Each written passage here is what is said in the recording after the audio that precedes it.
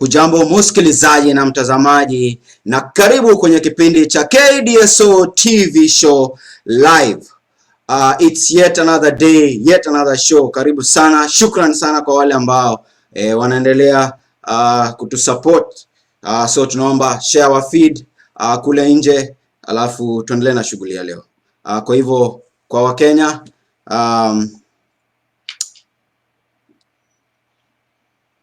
tulipata uhuru mwaka 1963, uhuru ambao tunaichukua hivi hivi. Ni uhuru ambao watu weusi wanaopigania duniani. Kwa hivyo tujivunie kuwa Wakenya na tujiunge na wengine kote duniani kuweza kupigania haki za mtu mweusi. Kwa hivyo karibuni kwa kipindi cha leo. Wageni wetu kwenye studio, tunao panelists. Wacha tuone nani hapa. Muite Felix. Felix Makachia anatoka Kansas. Karibu kwenye studio mzee wangu. Alafu tunaye baba. Usema ile mtaa yako ulisema inaitwaje? Yaani mtaa ni mingi, kuna Mathare, kwa pande Ongwaro na Ntambua pia pande ya Kawangware. Okay. Shukran sana, karibu kwa kipindi cha leo. Alafu tunaye MAMMONDS kutoka Ziwa. Silverware. Mzee tumeona Silverware. Wote tunasema sema chochote. Shukran sana. Mgeni wa siku ya leo si mwingine, mnamjua, peperusha bendera ya nchi ya Kenya. Kidogo ndio mgeni wa leo. Karibu sana kwenye studio zetu. Nashukuru sana. Asante sana. Kidogo kwa dakika moja ama mbili utueleze Shole nani? Umepiga ngoma katika ngazi za juu. Kidogo tupe summary kidogo ya Shole nani? Asante sana kwanza kwa kunikaribisha kwa hii interview. Nashukuru sana.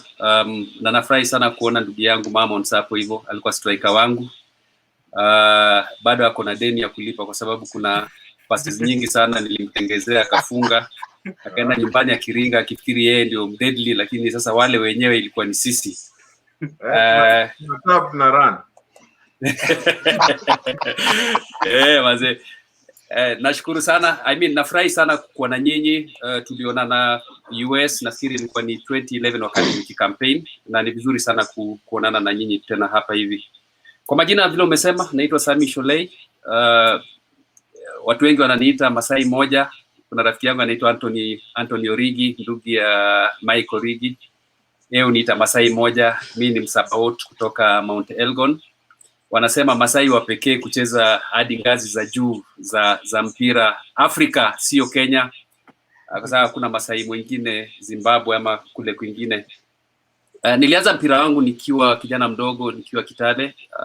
At an age of about I think 9-10 years nilikuwa na timu yangu ya estate.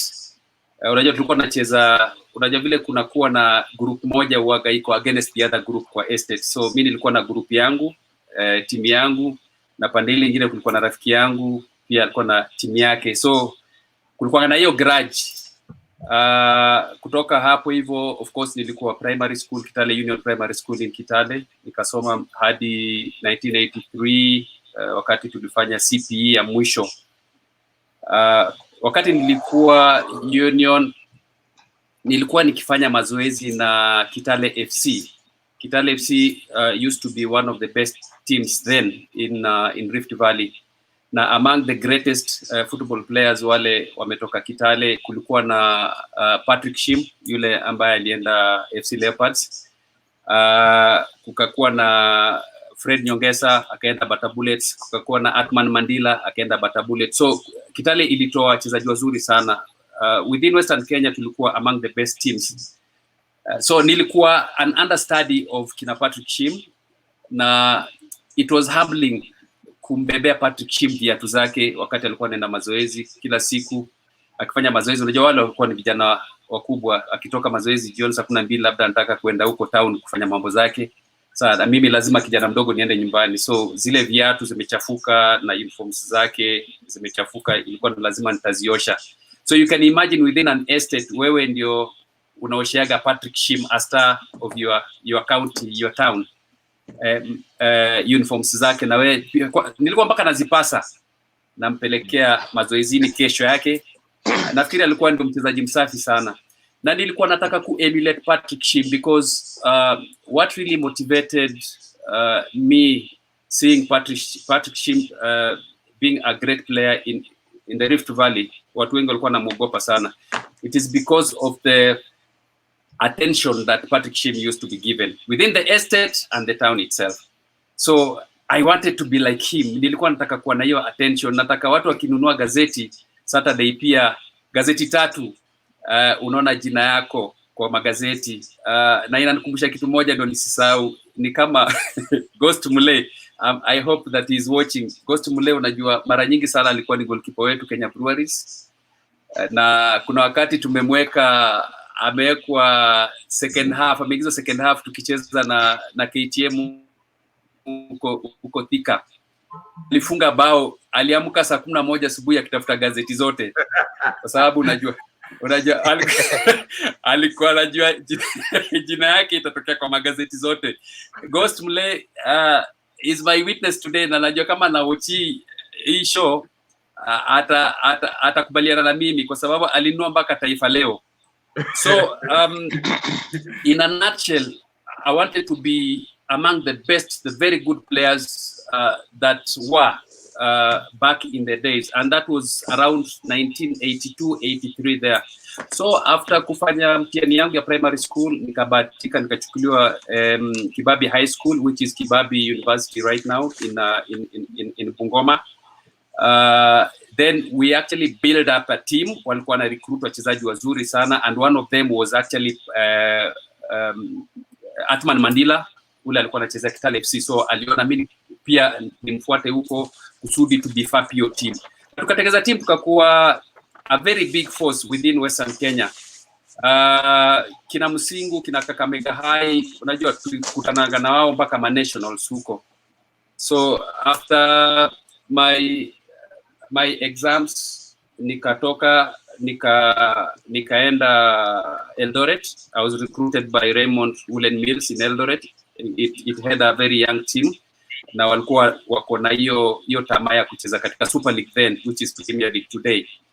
So nashukuru Mungu sana kwa sababu nilitoka sorry kidogo,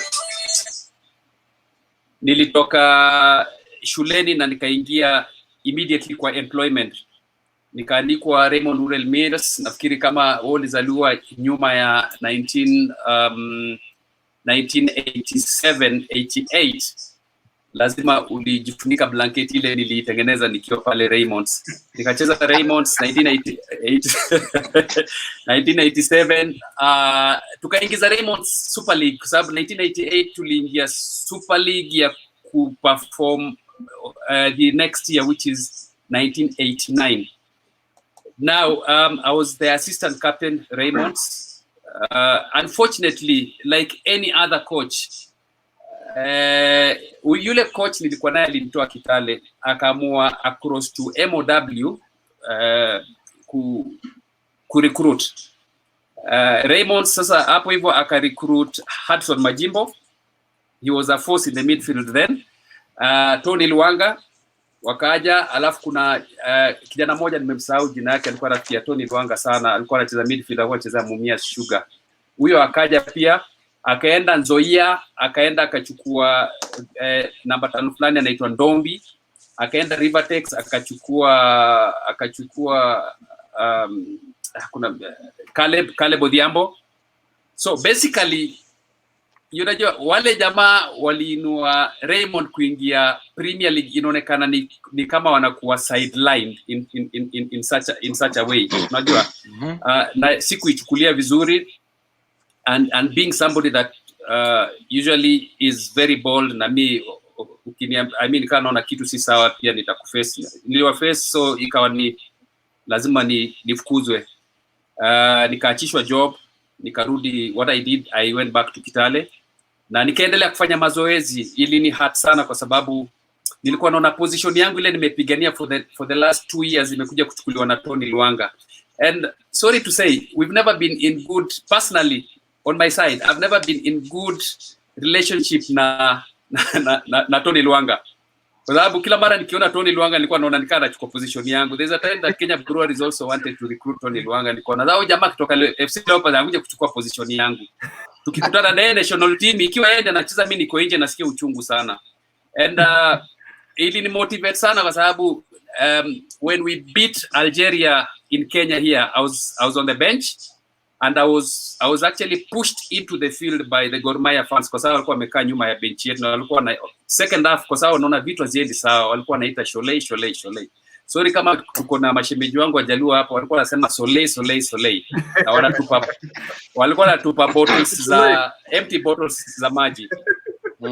So Luanga alipotolewa, nikasema this is an opportunity to show Luanga that I'm better than him. And baze nashukuru sana kwa sababu nilibadilisha game na game ikawa sawa. So nilipotoka Raymond nikaenda Kitale, tukawa Kitale kukakuwa na coach fulani hapo akachukua the best of Kitale. Sorry if I'm taking a bit too long akachukua the best of the Kitale players, akatengeza ka national team ka Kitale. So reason was that sisi tulikuwa tushamaliza ligi, sasa tunaenda ni kama off season, sasa watu wanajaribu wale wachezaji wao wamerecruit wageni. FC Leopards wakaja, tukakaribisha, wakakuja Kitale, tukacheza na wao, walikuwa wamerecruit wachezaji kina Inganga. Siku hiyo ndio Inganga anajaribiwa sasa, akakuja Kitale Inganga akatufunga bao 2, tuka lose 2, wakatufunga 2-0. The next team was Gor Mahia. Hapo ndo nilikutana na Zedekia Otieno. Zedekia siku hiyo ndiye amerecruitiwa Gor Mahia, kijana rough sana na mafujo sana upande na 2 huko. But nilikuwa naangalia mwili yake ilikuwa ndogo kama mimi, so tulikuwa sana naye kidogo hapo. Wakatufunga 1-0.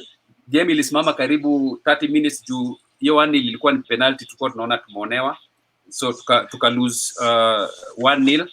The next team was Panpepa wakaja, tukawafunga 2-0, nilifunga bao 2. Rivertex wakaja, Rivertex tena wakaja, na ni timu ilikuwa imetoka Eldoret. Mad nilikuwa najua hiyo environment Eldoret, kina Alfayo Odongo, kina Patrick na Chok, nilikuwa nacheza na wao. Unajua wale walikuwa ukiwaona kwa Premier League unasema ningependa kukokaa jamaa. But walikuja Kitale walikuwa wavivu sana, tukawafunga 2-0. I scored 2 goals. And that is how Rivertex started chasing for my signature. So nilihepa Rivertex sana, wakafanya Premier League, waka qualify, wakaingia Premier League. But nilikuwa nimepromisiwa kazi pale Kitale.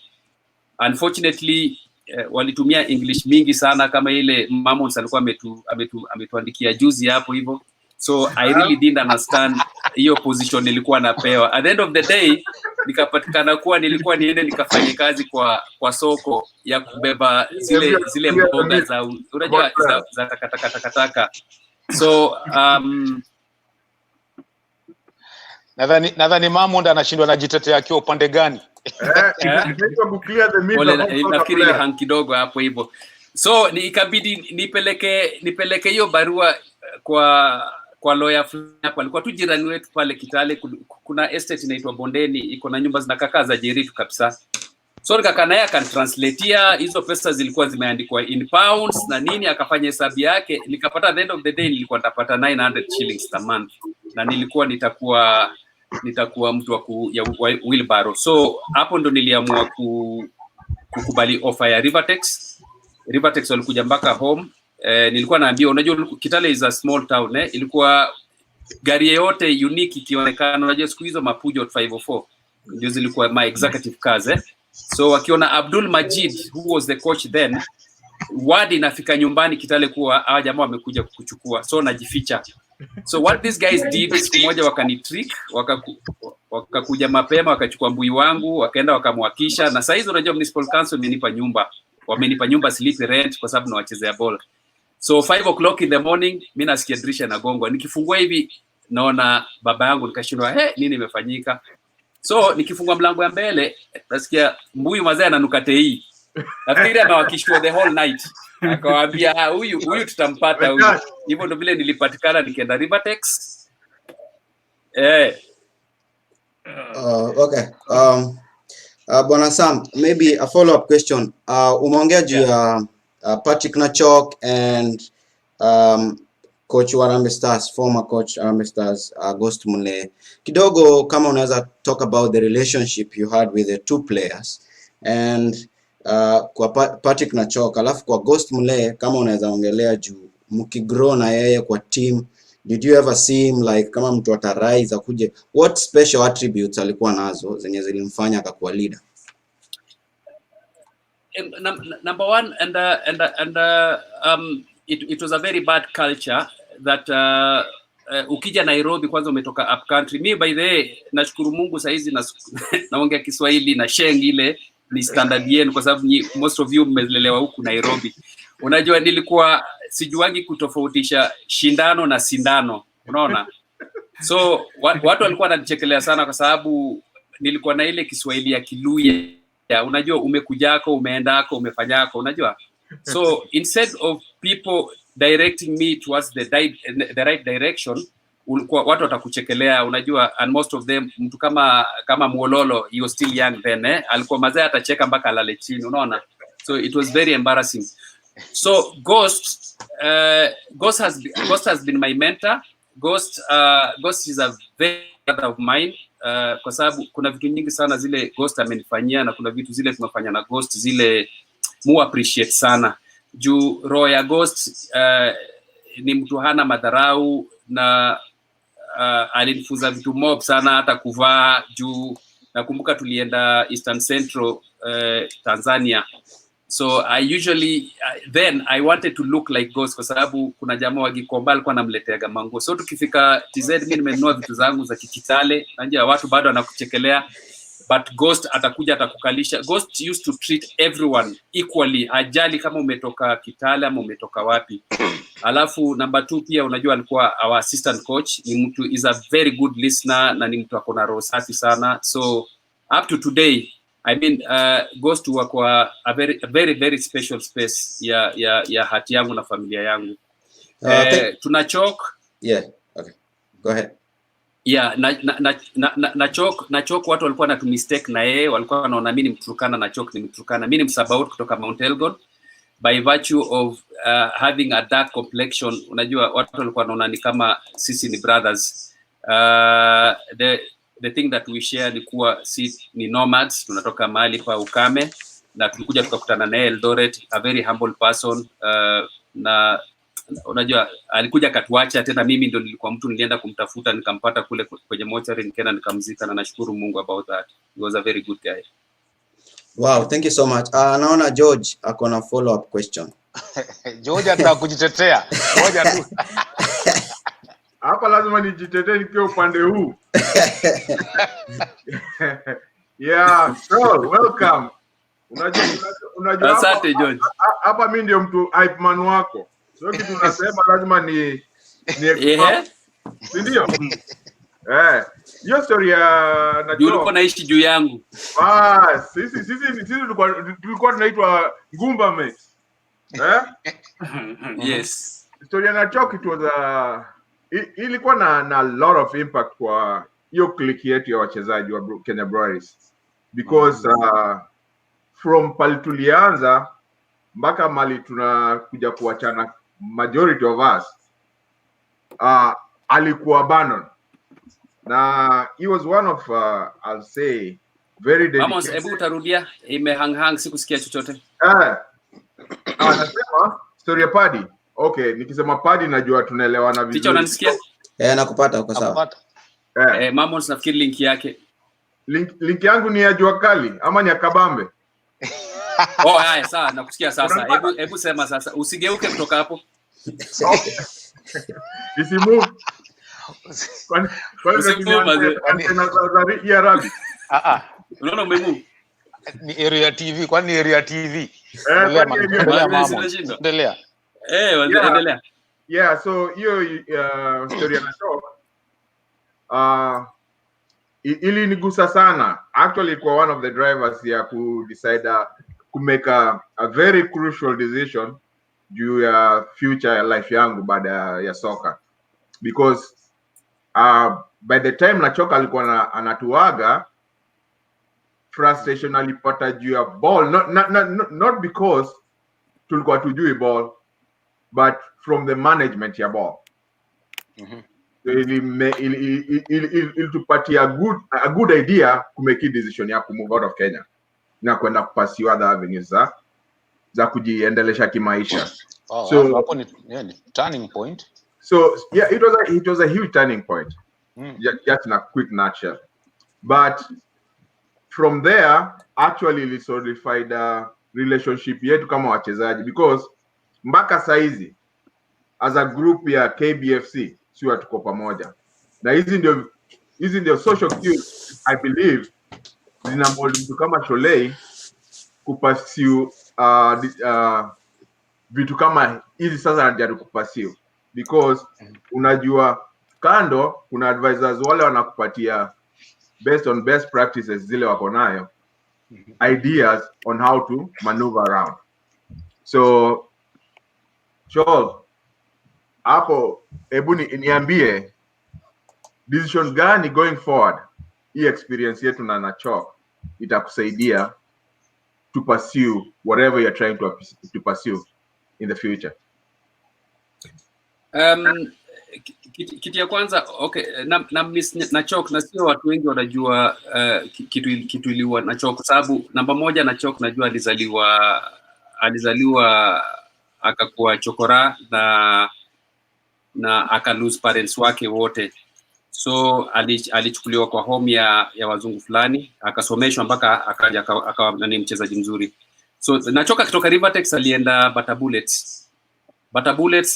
Nachok was the biggest thing in Bata Bullets FC, na akawa yeye ni captain na alikuwa ameandikwa huko, unajua kuna familia yake huko. So I was that person ule niliambiwa nikuje nikambembeleze Nachok kwa sababu tulikuwa tight na Namdeche wa kuja Kenya Breweries.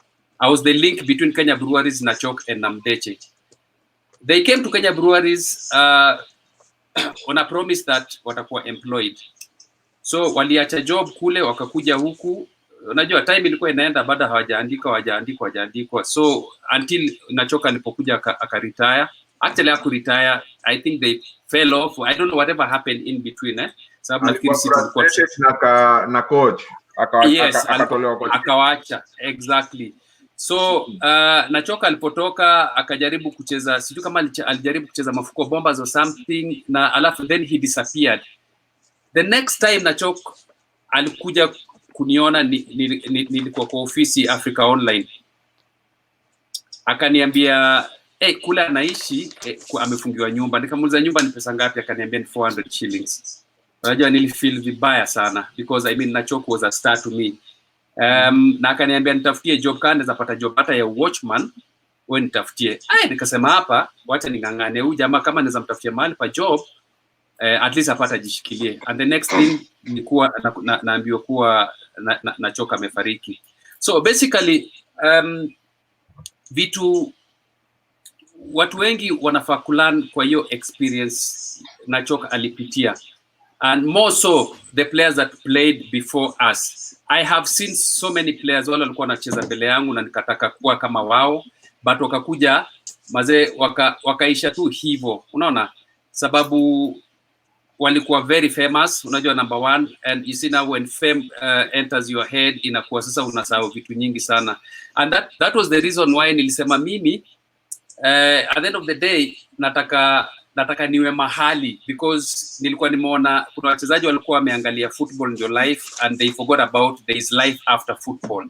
And what I've been fighting about was life after football. Unaweza ingia ball within 2 weeks when ni star na uvunjike mguu, unajua na life yako iko hivyo. So nikaamua ni invest kwa masomo, na nashukuru Kenya Breweries sana because my number one condition to Marshall Mulwa and team manager Nagi was that if you want me to join Kenya Breweries, you have to employ me in the IT department.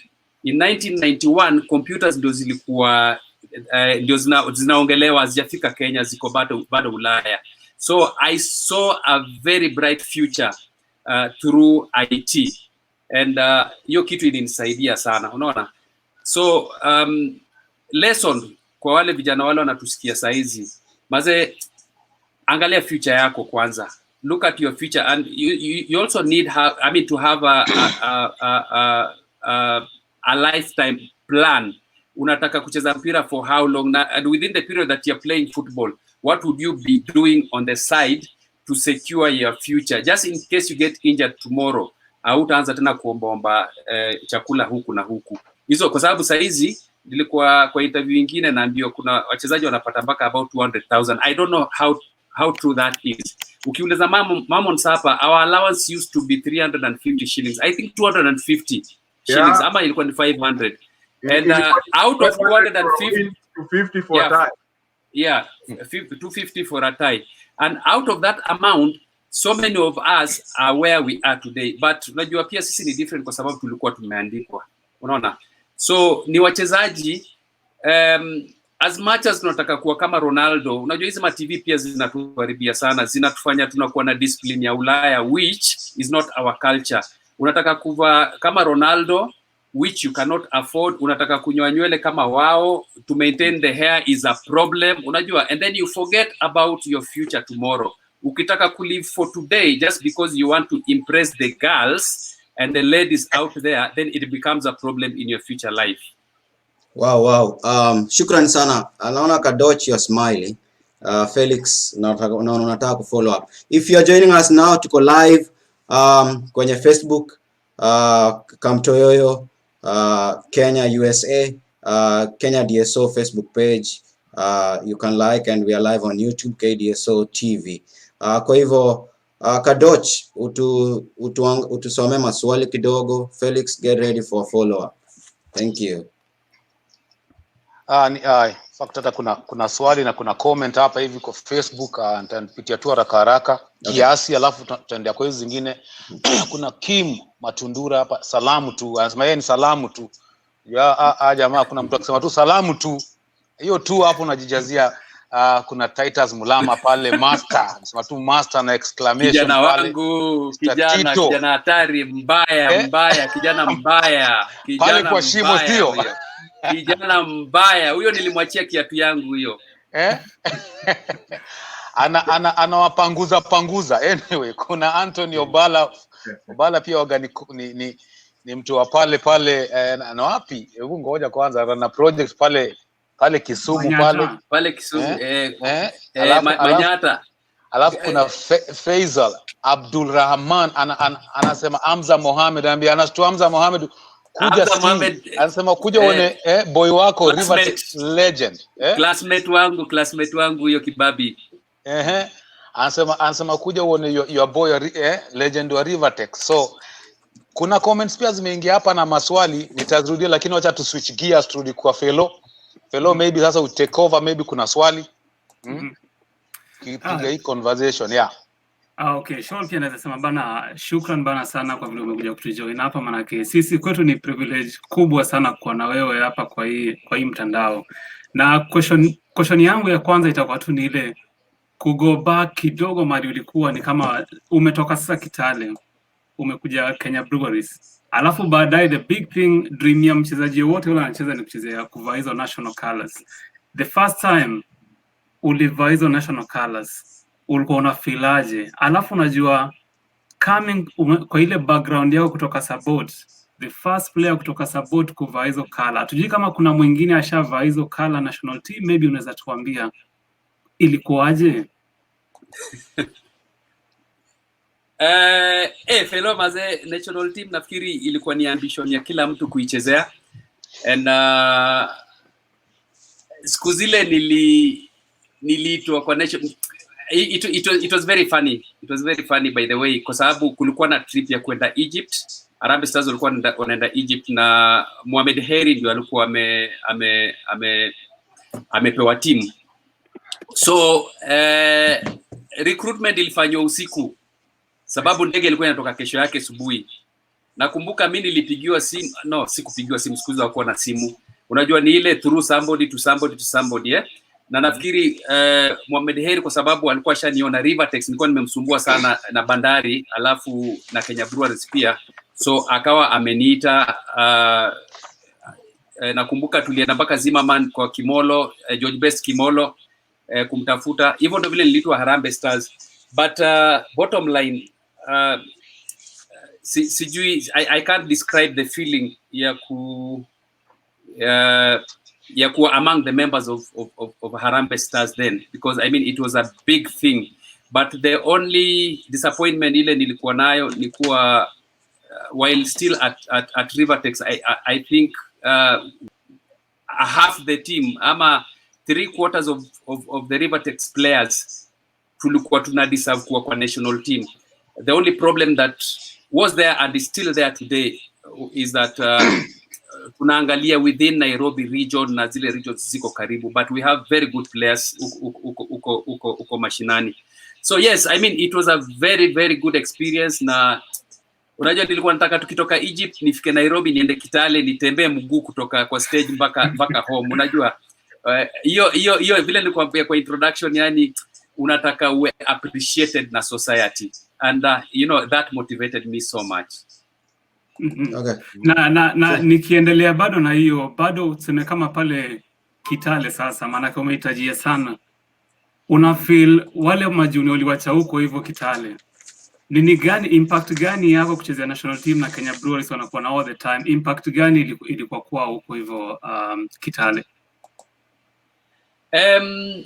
Anytime nilikuwa tuonekana Kitale nikishuka tu kwa matatu. Unajua siku hiyo ilikuwa ni obuya ilikuwa kushuka kwa matatu Kitale mzima itajua kuwa either Patrick Shim yuko area ama SAMMY SHOLEI amekuja area.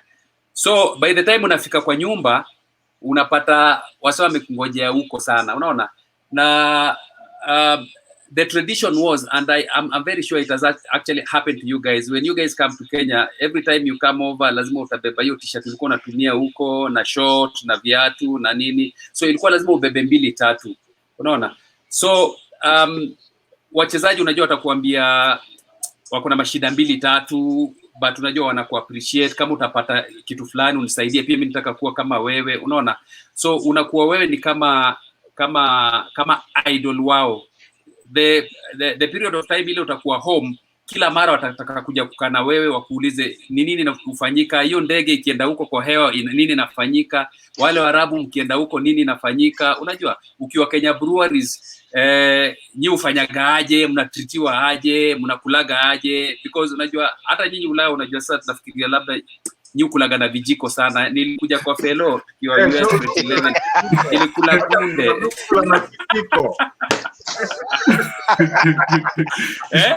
hakuna wala kula na kijiko kwa fellow. Nilikuja tukafanya ugali na kunde bana mkono kweli. So yeah. Yeah. Alafu Shol, sasa umetupatia kuhusu about umetupatia about hiyo life yako Kenya Breweries, alafu time ile ilikuwa inafika retirement. Ile sasa inafaa sasa una retire. You time ulikuwa unafilaje na game yako ya mwisho Kenya Breweries ilikuwa gani? Able to walk through your retirement, alafu game yako na watch.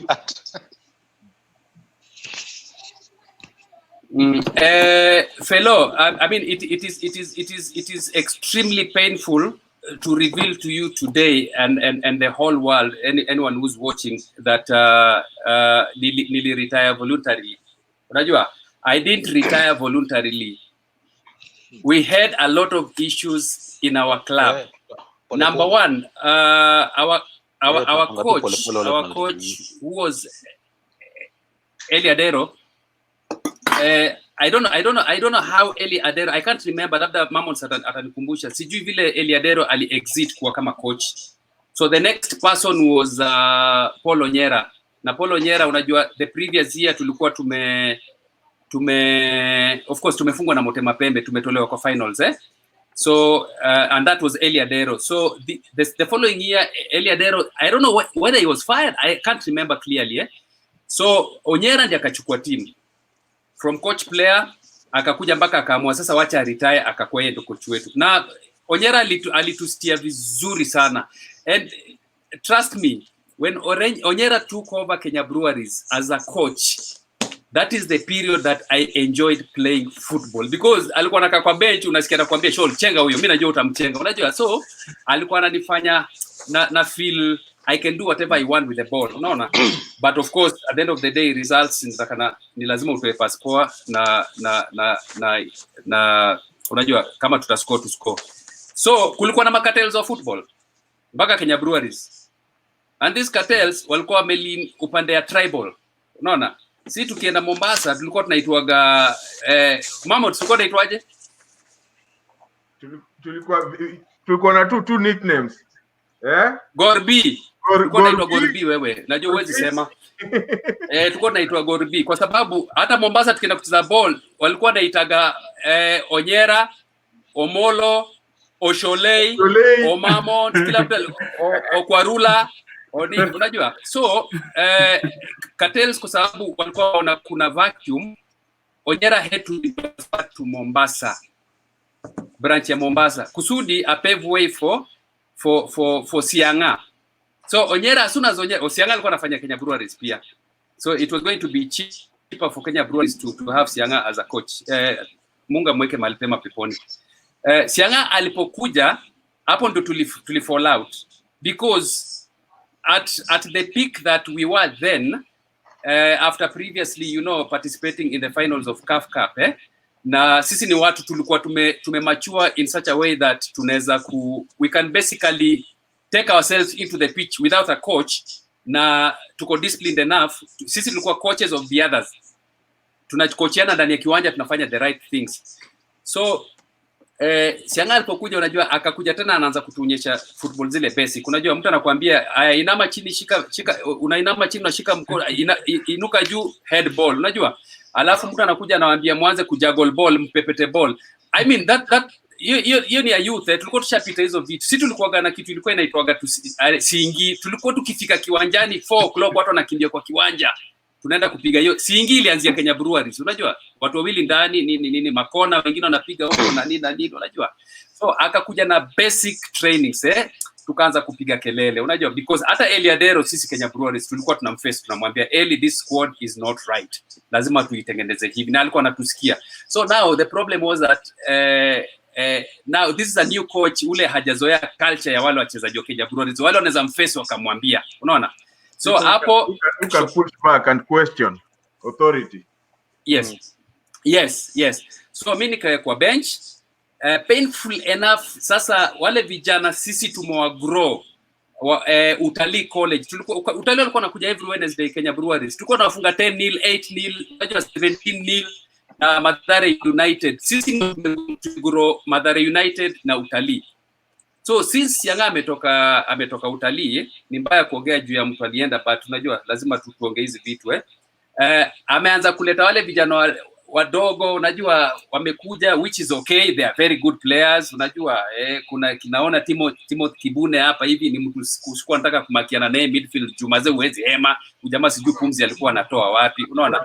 Jina na wewe mazee anakuja Timo anatafuta jina na wewe. So shida ilikuwa ni at the level we were, and Timo can type here as my witness, at the level we were, aja mwingine walikuwa wakikuja kwa timu wakuja kama understudy. I went to the national team Harambee Stars as an understudy of the midfielders that were there before, na nika build up from there. So mtu ametoka kwa hii timu nyingine amekuja hapa, amekusideline. Wewe ni Paul Onyera of Kenya Breweries and Sammy Shole, Sammy Omolo of Kenya Breweries, MAMMONDS of Kenya Breweries. Mtu ametoka mahali pengine amekuja, amekusideline, na wewe standards zako hazijaguro. So hapo ndo mali tulifall out na yeye. Alafu that is how I was retired together with Shem Nyaberi. Hapo ndo mpira wangu iliishia. Sasa unajua vile umeguzia tu hiyo retirement, na nitaenda In fact nataka kusoma tu comment moja quick hapa. George Opio Otieno, ulitaja DC Motema Pembe, anasema Motema Pembe Sholei 1994 nini ilifanyika? Tutaenda hapo juu ushasema. Nilikuwa nataka kuuliza sasa hii story ya retirement, vile umeguzia retirement. Hebu tuambie sasa, umesukuma game, ndio game yako ya mwisho, una hang boots. Wajua nataka players wala wanasukuma game saizi wajue, ndio unaangalia nyuma unaona sasa enyewe naingia phase nyingine ya life. Hii ball sasa imeisha hapo, unajua inaweza kuwa age, inaweza kuwa injury. Hebu sasa to walk through to your decision. Ndio ni decision kubwa. Unaacha kitu unapenda kufanya juu ya circumstances. Na nimesema inaweza kuwa mazee, maybe ni age, ni injury ama sasa. Hebu tuambie sasa hapo mahali una make your decision. Sasa tuna move because tunataka ku transition kutoka kwa game sasa to maisha ya after game. Hebu tu walk tu kwa hiyo decision making process. Ndio players pia wajue mazee. Utakam point ile sasa unaachana na jua vijana wanakuja wanapinduka haraka uta keep up now. I think mine was different because it was a forceful retirement. Number one, kwa sababu nilirudishwa job na nashukuru Mungu sana. Nikarudishwa accounts department from IT department, zilikuwa zimemajiwa IT na accounts. Mpaka nilijua mambo za credit na debit siku hizo. MAMMONDS alikuwa pia accounts head office huko hivyo. Kumbe boy alikuwa mtu wa note. Ngoja kwanza tu. Endelea. Alikuwa na hesabu pesa huko pia. So decision ya kwanza baada ya kutoka Kenya Breweries, tukaamua wanaitwa nani, reunion walikuja wakatuomba tuende tuwa salvage, kwa sababu walikuwa mbakisha matches kama nafikiri 6 na walikuwa kama hawata win 2 watatoka katika ligi. So mimi na Jaberi tukaenda huko, tulisainiwa, tumeletewa 10,000 kwa nyumba hapo, tukasema ni sawa. Tukaenda tukacheza matches kadhaa, but you see now tumeanza kuona culture which is extremely different na Kenya Breweries, kwa sababu sasa chakula lazima muende mahali pamoja. Kuna jamaa amekuja na sufuria imepikwa na mbao, unajua ile sufuria ya black imebebwa chakula, ndio mnapelekwa kwa shule fulani mahali mtavalia uniform, hapo ndio mnakula hiyo lunch. Unajua hatujazoea, sisi tumezoea kwa hoteli utaitisha chips.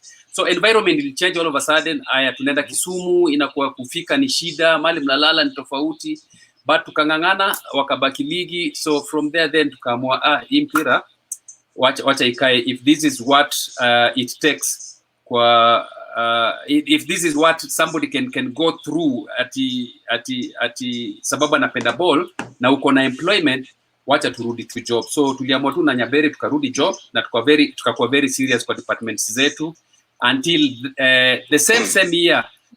Economy ya Kenya ilikuwa mbaya sana like it is today. Unajua watu wanaachishwa majobs na nini. Tukakuwa among the so many wale walikuwa retrenched, na among them ilikuwa ni mimi, Shem Nyaberi, Vincent Kwarula, Henry Motego.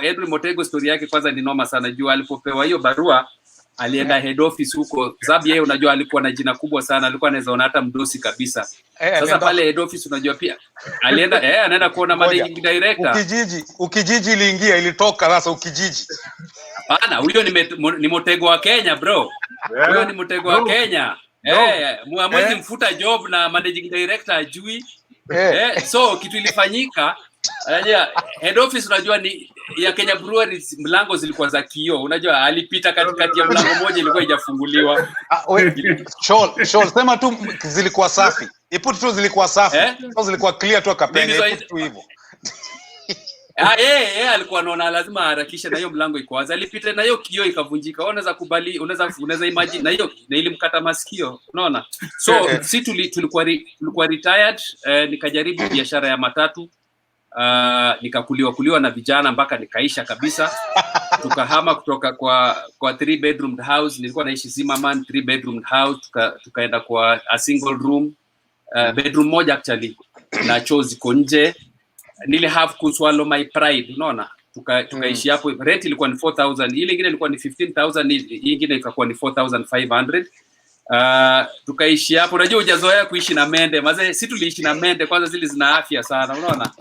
Alafu unajasa kwa hiyo bedroom kona moja ndio double decker ya watoi, na hii nyingine ndio bed yangu na wife. Unajua ukitaka kuongeleshana unajua lazima tena ikuwe ni after midnight huko, unaona.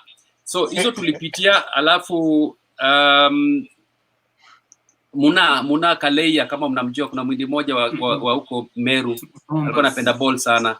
Alikuwa mafuko bombas. Yes, akaniita, nikaenda huko nikafanya recruitment ya wachezaji, tukasukuma ligi mpaka tukafika ilikuwa nini inaitwaje Super 2. Hii competition, hapana, competition ya one day ile ya ku decide nani anaenda Premier League kwa hiyo region. Hizo ma playoffs.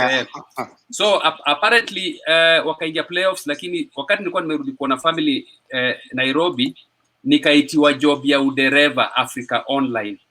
So since I had actually worked at Kenya Breweries in the IT department, in fact waliniambia niwape CV zangu, waliangalia CV kwa sababu ule dereva alikuwa amekuwa fired the previous night, alienda airport kama amelewa na mdosi alikuwa anakuja, so nafikiri alichelewa or something. So nilipeleka CV zangu, wakashtuka, wakaniuliza, why do you want a driver's position and you have all these certifications? Na wakaniuliza mpaka questions za IT nikazijibu na kila kitu na nini. Mammond ni shahidi wangu, Kenya Breweries walisomesha sana. So mimi nikasema I'm desperate because I am desperate and I need employment. Nataka watoto wangu wakule. I don't care what positions you guys are giving me. At the back of my mind, nasema this is an IT department, an IT company, and back then your internet imeanza kufika Africa, and Africa Online is among the biggest companies in Africa. Nikasema hapa, this is my stepping stone. Na hivyo ndo vile niliingia kama dereva, na nikafanya kazi ya udereva na roho moja. Unajua, na drive watu vizuri sana. I am on time, niko msafi kushinda wale madereva wengine. Hata wale na wabeba wananiambia, "Sio ule wa Harambee Stars." Nasema ni mimi. Mbona umechukua kazi ya udereva? Nikasema mazee, lazima watoiwa kule. Unaona? So nikafanya hapo.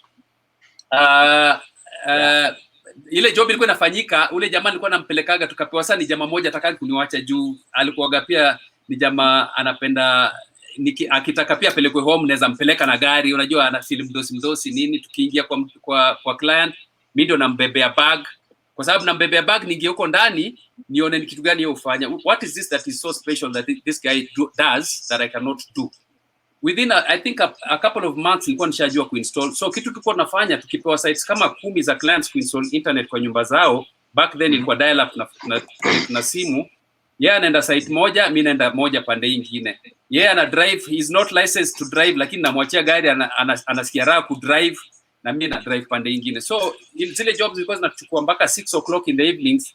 At some point tulikuwa tunarudi saa 7, kutoka 8 o'clock mpaka mtusi anatuuliza, "Mbona mmerudi mapema, mjamaliza job?" Akamwambia Sholei anafanya installation. And that year I was the best customer service representative. Nikabit mpaka umse wangu, na hivyo ndio vile alinichukia mpaka leo, kwa sababu nilimbit, nilikuwa understudy wake. And from there I moved to Wananchi Online, Simbanet as a customer service manager. From hapo nikaamua, let me start my company, which is eWorld Communication Network Limited.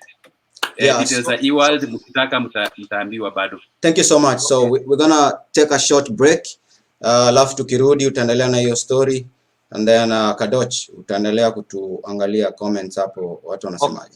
Okay, sawa. If you are joining us live, we tuko na Sholei on our Facebook live, anaongelea kidogo kuhusu his journey and where he's headed right now. Kwa hivyo tunaomba ushare our feed, tuma comments, and mgeni wa siku ataweza kutujibu.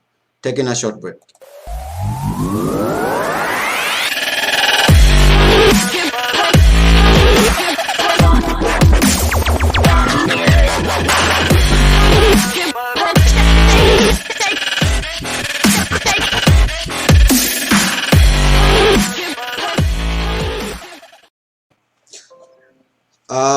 Karibu sana, iwapo wajiunga nasi hivi sasa, tuko live kwenye Facebook. Tunaye mgeni wa siku, muite Sholei, ataendelea kutupea mazuri kutoka maeneo yake. Kwa hivyo kidogo, bwana KADOCH, tunaomba uangalie comments. Nitaangalia comments hapa really quick. Yes. Sasa kuna Bernard Odhiambo locked Huyu anasema thanks to Felix, Makachia and KADOCH my man. Huyu ni Abesh. Kijana leo naona hata mimi na trend hapa kwa ma comments juu last week MUIROCH alinizoea sana. Anasema shukrani. Brian Okumu anasema salamu tu. Na vile nimesema jamaa mtu akikwambia salamu tu hapo tu unajua jamaa maybe mlikuwa naye in the trenches, anajua tu unajijazia. Anthony Brian Okumu ni schoolmate. Yeah, sasa ndio nasema akisema tu salamu tu. Wewe hapo unajua unapata hiyo cue. Anthony Obala anasema played shortly for Panpepa FC in Webuye at least. KADOCH, acha nikwambie, hebu simama tu hapo kidogo. Huyu mse nimechukua pause. Yeah. Unajua nikichezea Panpepa, kuna wakati tulienda Mombasa tukafungua, ilikuwa na Mombasa Wanderers. Tukapigwa bao 5. Unaona? So defender wetu namba 5 mazee alikuwa ni jamaa ameshiba sana. Unaona? So kutani ilikuwa ni shida. Akipiga ball ni corner. Unaona? Akipiga head ni goal kick. Unaona? So unapiga kama chui. Obala alirudi nyuma, alipiga jamaa mangumi mingi sana na akamtoa nje kiwanja. Na akanirudisha akaniambia mimi nicheze namba 5, yeye akarudi namba 6 hapo. At least tulitoka na hizo 5 na Mombasa. Obala si jamaa mzuri. Itabidi nilete huyo Bala kwa show ya one on one na mimi. Ngoja wacha tuangalie hapa. Faisal pia anasema Paddy na Chok hamna kama yeye, rest in peace. Maze Francis Baraza bana anasema rest in peace, you know. Kuna mtu anasema niulize Sholei about squad ya Rivertex especially Alfayo, maybe taguzwa kidogo. Eric Bobo Tieno. Huyo Bobo Tieno anasema tu MAMMONDS. Hiyo tu peke yake anajua MAMMONDS amejazia hapo. Alafu unajua Paul Mwangi pia anasema Sholei great point about securing your future. Alafu of course Obala pia anasema una mpango yoyote na football development mashinani, lakini tutarudi kwa hiyo. In the meantime tunataka kukatch up Sholei pale mali in fact pale ulituok Motego pale ndani, mbona nilijua saa mbona alikuwa anaitwa Ndovu. Anyway, sijui e-book yako sijui una publish lini, lakini ningependa sasa umeongea about hii story ya IT. Story ya IT which is interesting na hii experience yako. Lakini kabla tuende hapo nataka MAMMONDS atupe 2 cents kiasi juu pale kwa retirement kidogo. MAMMONDS hebu take it away hapa tuone. So MAMMONDS hiyo mambo ya retirement, because a lot of people were surprised vile mimi nilidecide to quit job. Nikachukua handshake which I didn't even qualify for. Nikaamua kutoka tunarudi kusoma. So kuna watu wananijua kando hivi, watu wako wananiuliza because kulikuwa na stereotype ya mchezaji. Mchezaji ni mtu tu anajua ball, au watu walikuwa wanakaga kwa line ya mwisho kwa class, hawezi soma kitabu, so we are not articulate. Na a lot of myth based na pali tuko sasa tunaweza zisquash hapo, because it's an initiative to decide what your future needs to be. See at society na dictate okay, hii ndio stereotype ya mchezaji, sasa wewe lazima kuwe unafuata hivyo, because a lot of wachezaji walikuwa mbele yetu ukiangalia sasa, na si wote, majority especially wale bado wako kwa hii senior football, unapata most of them ni watu sasa wamekuwa reduced to a point where wana depend on handouts, which is a little bit disheartening. Best na sisi tukiwa dogo tulianda kwa role models wetu, tulikuwa tunaangalia tunajaribu kuwa kama hao. Sasa sisi, the good thing in hii generation yetu, especially after hiyo experience ya CAF Cup ya Motema Pembe, utapata a lot of us to decide kwenda shule. Now this was the best thing tulifanya the coming generation, because kuna vijana wengi sasa wanafuata konayo. Na me personally, I always feel like the little I can contribute kwa hii space yetu ya soka ni kumotivate vijana, alafu ni walk through hii path nilichukua akwetu. Basically ni path na kumake more so of a self-sufficient individual, because hii reliance ya kuangalia society that dictate future yako based na stereotype ya wachezaji. Ndio kitu tulikuwa najaribu kuimaliza kabisa, because one thing to me, based on my experience, nimekuja kulearn, once umepata hii kitu inaitwa knowledge, nobody will take it away from you. Unajua, because education ukishapata na upate credential na kuja na education, it doesn't matter. So umekuwa bestowed hiyo, wewe ni daktari fulani, wewe ni professor fulani, hakuna mtu atakuja kunyang'anya. Wow, so, wow. Hiyo ndio kitu nilikuwa najaribu kuinstill to the coming generation, na hao watu wanachukua both sides. Wow. It's good to use your talent.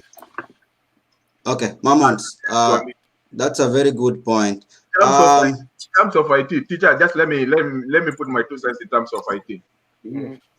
Kuna kitu moja, how IT comes into the picture kwa environment ya soccer. IT is just a conduit ya kutusaidia eliminate vitu zinaitwa waste and abuse kwa environment yetu ya soccer, because a lot of watu wanaambiwa IT tunasikia tu IT na nobody knows what IT is all about, because watu wakiangalia IT watu wanafikiriaga sana niyo desktops, computer, ama kama sasa for example hii device tunatumia, that's IT. No, IT ndio the engine behind any profession size, because every decision nakuja before ikuje kwa uambiwe hey kanunue ile kitu, there is data behind hiyo ina support na nini. Mammonds, tuacha pole kwa kunini kidogo. Okay, Saulja, wewe na nani na Shoal mmetoka kwa hiyo nini ya IT, hiyo background ya IT setup na accounting.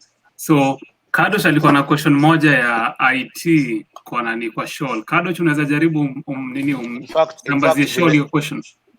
In fact, hiyo experience sasa Shoal ako nayo ya IT, nilikuwa nataka kuona sasa anaona IT inaweza play role gani, especially sasa tunaongea soccer management in Kenya.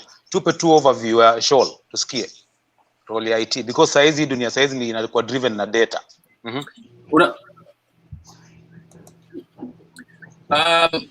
Okay, IT, unajua saizi IT is a life, yeah. IT is everything, because where I'm seated right now, if I need anything from the supermarket, ni kuingia tu hapo hivyo kwa app, na hizo vitu in 1 hour ama 30 minutes depending with the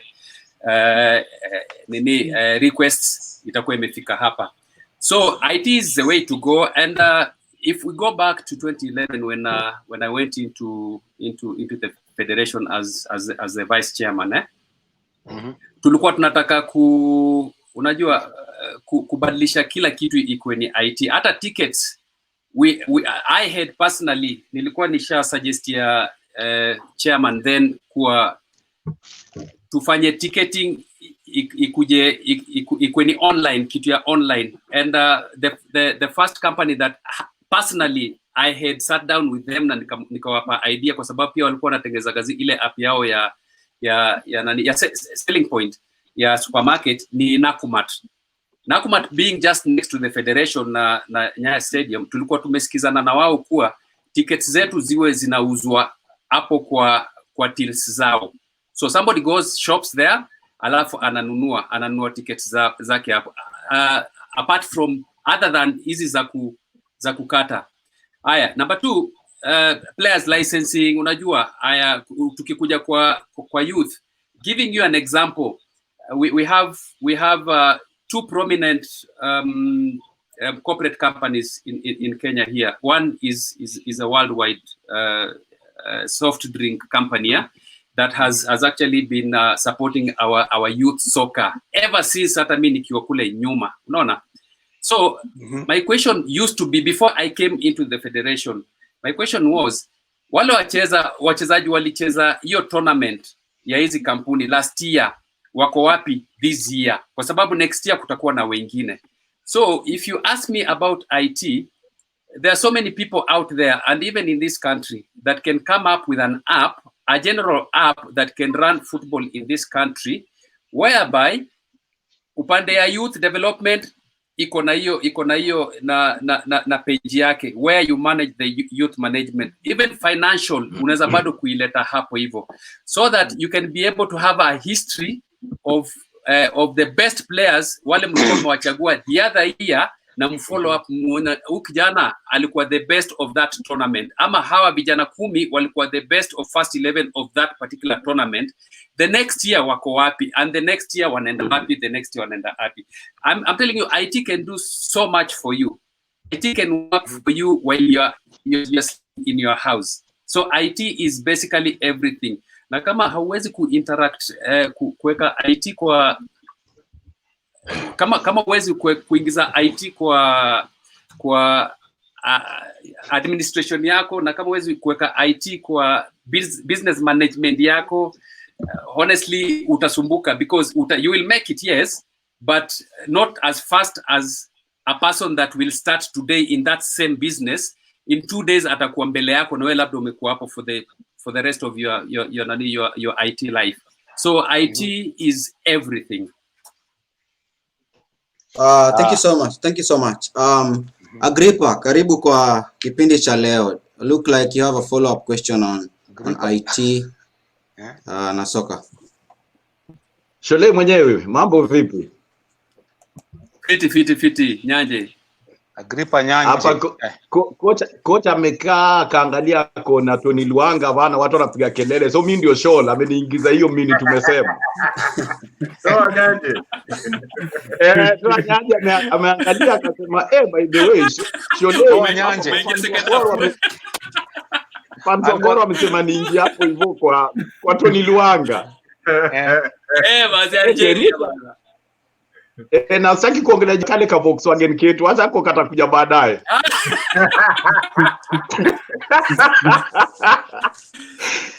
KADOCH, wala wajui kwanza umejua. John ndio baadhi ya players wa kwanza nilimuona na gari alikuwa na ka Volkswagen kingine ka yellow. Kalikuwa kanoma, naona anasema kumbe player anaweza drive. Nilikuwa na muadmire noma. Anyway, so wacha turudi back to business. Now that umetuwalk jani yako, niendelee? Endelea tu Agrippa, tunakusikia. Yeah, now that umetuwalk kwa jani yako ya ball, ukatuwalk kwa jani ya player ule alikuja akastruggle akapata job, ukatuwalk kwa hiyo jani ya player ule amechezea national team amekuja kuomba job, umejua in terms haina ungejua marehemu na Chok amekuja kwako, uko na uni player alicheza na wewe pia umeona mahali umetoka kuanzia hiyo watch maraka uko na kampuni. So now what, umeshaona hizo side zote za ball, umeona side ya player, umeona side ya player ule anahangaika, na pia sasa umenyewe umekuwa na kampuni, alafu sasa hivi unaona vile soka inaendelea, na niko very sure hii ni passion kwako. So ukiangalia ball na mahali umetoka na vile umekuwa kwa managerial, uko na hizo skills, unaweza saidiaje football in terms of kitu inaendelea kwa Kenya dhati? Nyanje takwambia kitu moja, unajua na nilisema mahali pia jana, you know, football is a game of the poor. Unajua the best football players come from the slums. You take it to the bank, fanya historia yako, fanya research yako, wachezaji wazuri sana wanatoka mahali, unajua environment pia si poa sana. Now ukileta corporate management sana kwa football, sometimes it doesn't work. Unaona? And this is basically where we have been failing. Mimi leo ukiniambia unipe chance kwa federation nisaidie, kwa sababu of course I won't be alone, nisaidie kupeana, unajua, structures and ideas of how to run football. I'll go back to the years. You know, what is it that made Sholei who he is today? Unaona? What is it that made Sammy Onyango Jogo who he was then? Unaona? Those are things that we need to think about. Mimi nikigrow, nakumbuka Nakuru tulikuwa na siku hizi tunaziita youth academy, kulikuwa na development units za football in this country. Kulikuwa mpaka na jamaa alikuwa anaitwa champion, alikuwa upande ya Kisii, upande ya Kitale kulikuwa, unaona? So ni kurudisha mpira mashinani, ni kama pyramid, change the pyramid, you know, just tweak it, you went upside down. let us go and start from the grassroots level. And starting from the grassroots level is very, very simple and is very, very easy. Now, taking advantage of that, wacha nikupe ideas mbili so that to kill question moja. This is where former football players will also come in. And again, when you talk about corporate companies, treat your government as a corporate entity. Don't treat your government as an enemy of sports. If your government, sees how you're actually using the little money that you get from FIFA, unaiweka mahali, ukipeana proposal inakuwa ni rahisi kwa wao kukusaidia. Now, if you are in good terms with the government, it means then it is very easy for you to walk into Ministry of Education, useme you want to work with them. Kwa sababu sports ministry kwa hapo pia nao watakuback up. Now, when you're targeting Ministry of Education, it means then you are targeting the academic institutions. And by this I mean, give it Nairobi. If you give me Nairobi, nitaongea na Ministry of Education, because every parent today wants their kids to play soccer for some reason. Wanaona wanyama na kina Mariga huko, wanaona hii kitu ni biashara. Every parent wants their kids to play soccer. So sure. Wale wachezaji wameretire. Yeah. Sure, quick one. Hapo Yes. umetaja very key point. Mali watu wanasi value ya soccer saizi. But let's roll it back kidogo. Yeah, we can use IT basically to maximize kuleta accountability kwa soccer, because everything will be archived na kupatia watu a clear picture on how expenses are being used, progress ya mchezaji, na basically kumake federation accountable to stakeholders kama any private company na invest kwa soccer. Hapo tu tukirudia kidogo issue ya private partnership na federation. Unapata kama issue kulikuwa na one big investor wa soccer ule alifanya at least quote unquote a lot of previous federation or current office holders wanasema there's been a big impact kutoka kwa corporate partners kwa soccer saizi. Issue ya SportPesa. SportPesa wali come in even though tunajua there was an issue na government. Ebu expound on hiyo issue ya how going forward wewe unaona soka ball ya Kenya. Wacha tuache kutumia soka, because hapa tunatumia soka, si tunajua kama football ya Kenya going forward tunaweza ipasiwaje hii avenue. Yeah, ndio nilikuwa nasema, unaona again it trickles back to youth, because that is the structure that we have never had for so many years. Na ndio nilikuwa nasema tuseme, if you take like Nairobi as a constituent, Nairobi iko na constituencies 8, and for those, na najua hii question itakuja baadaye, wale wachezaji wanaenda kuretire, what would they do after retirement? Hiyo question ishakuja. We can basically, if we work with the ministry, tunaweza kuwaomba kuwa hawa wachezaji wawe ndio coaches, nao ndio link ya federation kwa hizo primary schools. Tuseme constituency number 1, Embakasi East. How many primary schools do we have there? So our agents wetu, former players, wao ndio watakuwa na coach wachezaji kwa hizo primary schools, na pia wanatugetia the best of that primary school ama the best of that region, and then we structure a league. We come up with a league. Naona kina Jaco Aguda wako hapa hivi, watatusaidia vile ya kumanage ka tournament kadogo ka nini, na hapo ndo mali IT inakuja. Bali nilikuwa nakwambia kuwa mchezaji kama umepata wachezaji wazuri, how do you follow them up for so many years that come? Si ati mchezaji tu amecheza alafu amepotea hivyo, unaona. So kila kitu nikijibu Agripa, it trickles down to youth structures. We have to start from the bottom. Pyramid tuigeuze, tutapanda juu baadaye, lakini tuanzie huko kwa ground. So a follow up question on that. Umeongea juu IT, umeongea juu corporate sponsorship, and hapo earlier ulikuwa umeongea juu ya leagues za watoi, different levels. So what happened? Where was the disconnect? Kwa sababu kulikuwa na hizo league alafu zikakuja zikapotea. So what happened? And then a second question. I mean, yeah, sorry. And then you tie that to the exit of you know, big corporate sponsors kama umesema kulikuwa na SportPesa na kulikuwa na SuperSport zili exit the stage, and then kulikuwa na Sakata Ball. So what happened when this, yeah, I think unanielewa. Hizo swali zote zina pin to selfishness. Unajua wale wase wote wanakuja kwa football saizi wanataka kushiba. Unajua a lot of people, and we've seen even the current office that is in the office today, walikuwa na bahati wakakia pesa mahali, biashara yao imefanya vizuri, unajua, na wakainvest zote kwa football campaign.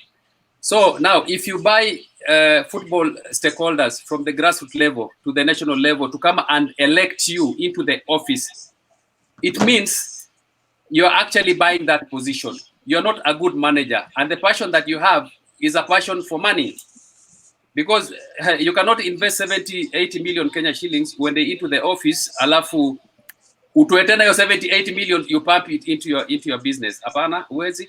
Kama mimi niko na ofisi yangu labda kwenye stadium na sasa nimeingia kwa federation, nitakuwa naishi huko Kasarani, unajua, kwa sababu ya selfishness. Hizi vitu zote kwa sababu wale managers wa hizi leagues za chini zile zimeanguka zote.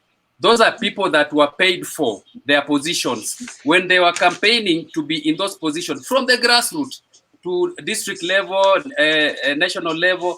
Wote wamenunuliwa. So kama umenunuliwa, mimi nikikununua wewe ukikuja na idea zako za ligi yako na naona it doesn't serve my interest, what would I do? Naita brush off. So basically hizi vitu zote ni sababu ya selfishness, na ndio unaona mpaka leo hata rules zile zimewekwa kwa federations za hizi za election, it can never allow any former football player to participate in the elections. Ni wachache sana, ni mimi Shikanda, ukiniambia 3, 4, 5, 6, I can't even remember of them. Because of what? Because of the restrictions zile zimekuwa kwa hizo policies. And in so many years, you keep on asking yourself, why is it that the federation has never wanted to work with former players? Sisi wajinga, unajua, we can speak good English, unajua, and we've gone to school. Watu wanaonaga former football players ni kama watu tu mafala, unajua, ni watu tu kucheza ball. We have so many people that are qualified out there.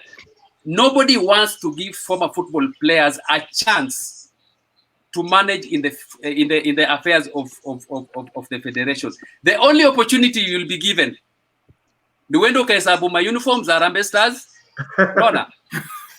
Uende utumiwe wewe ndio mtu wa kwenda kupiga Sholei, uende ukapige Jako Guda huko, saa zile uko na interest yako, because kuna wengine wamejialign saizi. There's somebody so embarrassing, and I'm going to say it on air.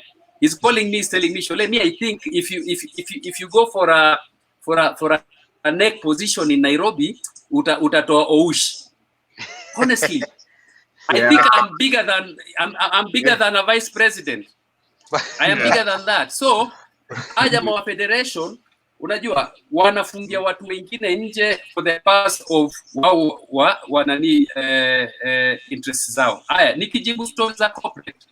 When Super Sports was here, maze ligi ilikuwa juu sana na ma clubs zilikuwa zinapata do.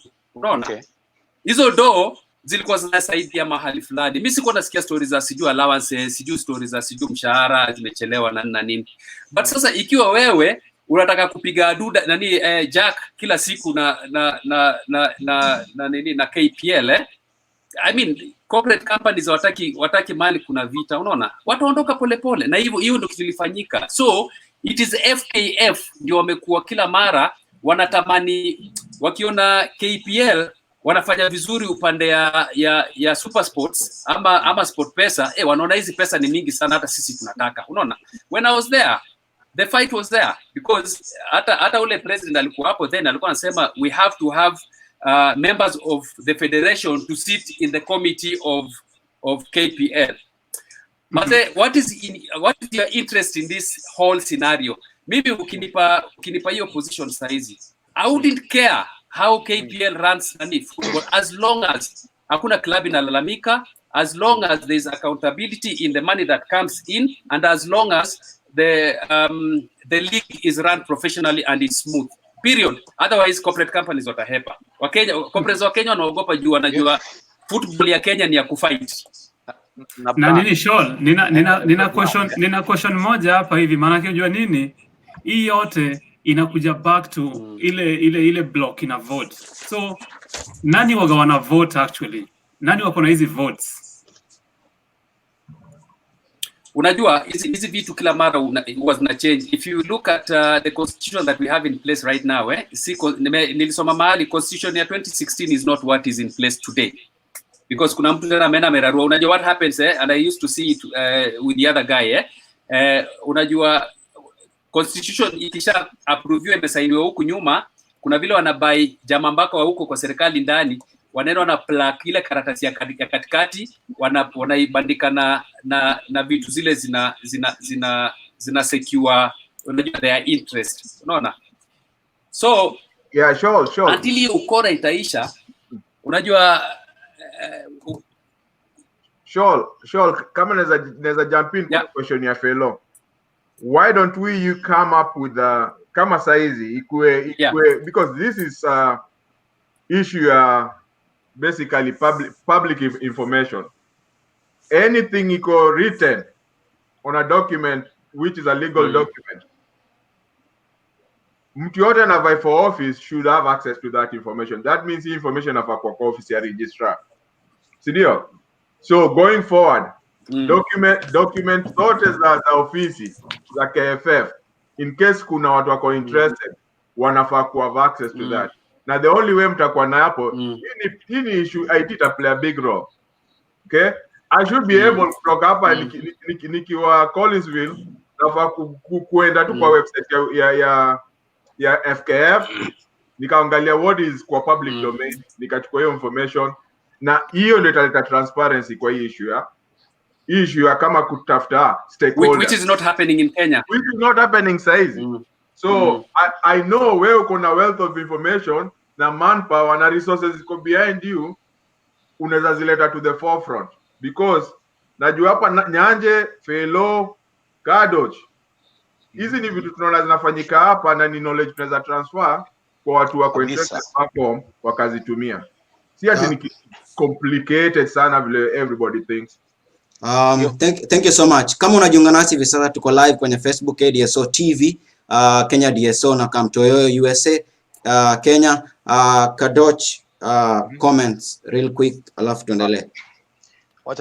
Wacha nipitia hapa kwanza, nilikuwa nimefika wapi. Salamu tu KADOCH, Gadush. Sasa unajua nimeonekana sasa leo mimi ndio rank Habil wa Swani, jamaa wangu sana, I'll drink to that. Huyo ni lawyer, si ndio? Umefanya hata karibu ni mwoge chai huku nyuma. Huu ni jamaa mzito sana. Jamaa mzito sana. Jamaa mzito sana kama nani anamtambua? So anaitwa nani? Anaitwa Habil wa Swani.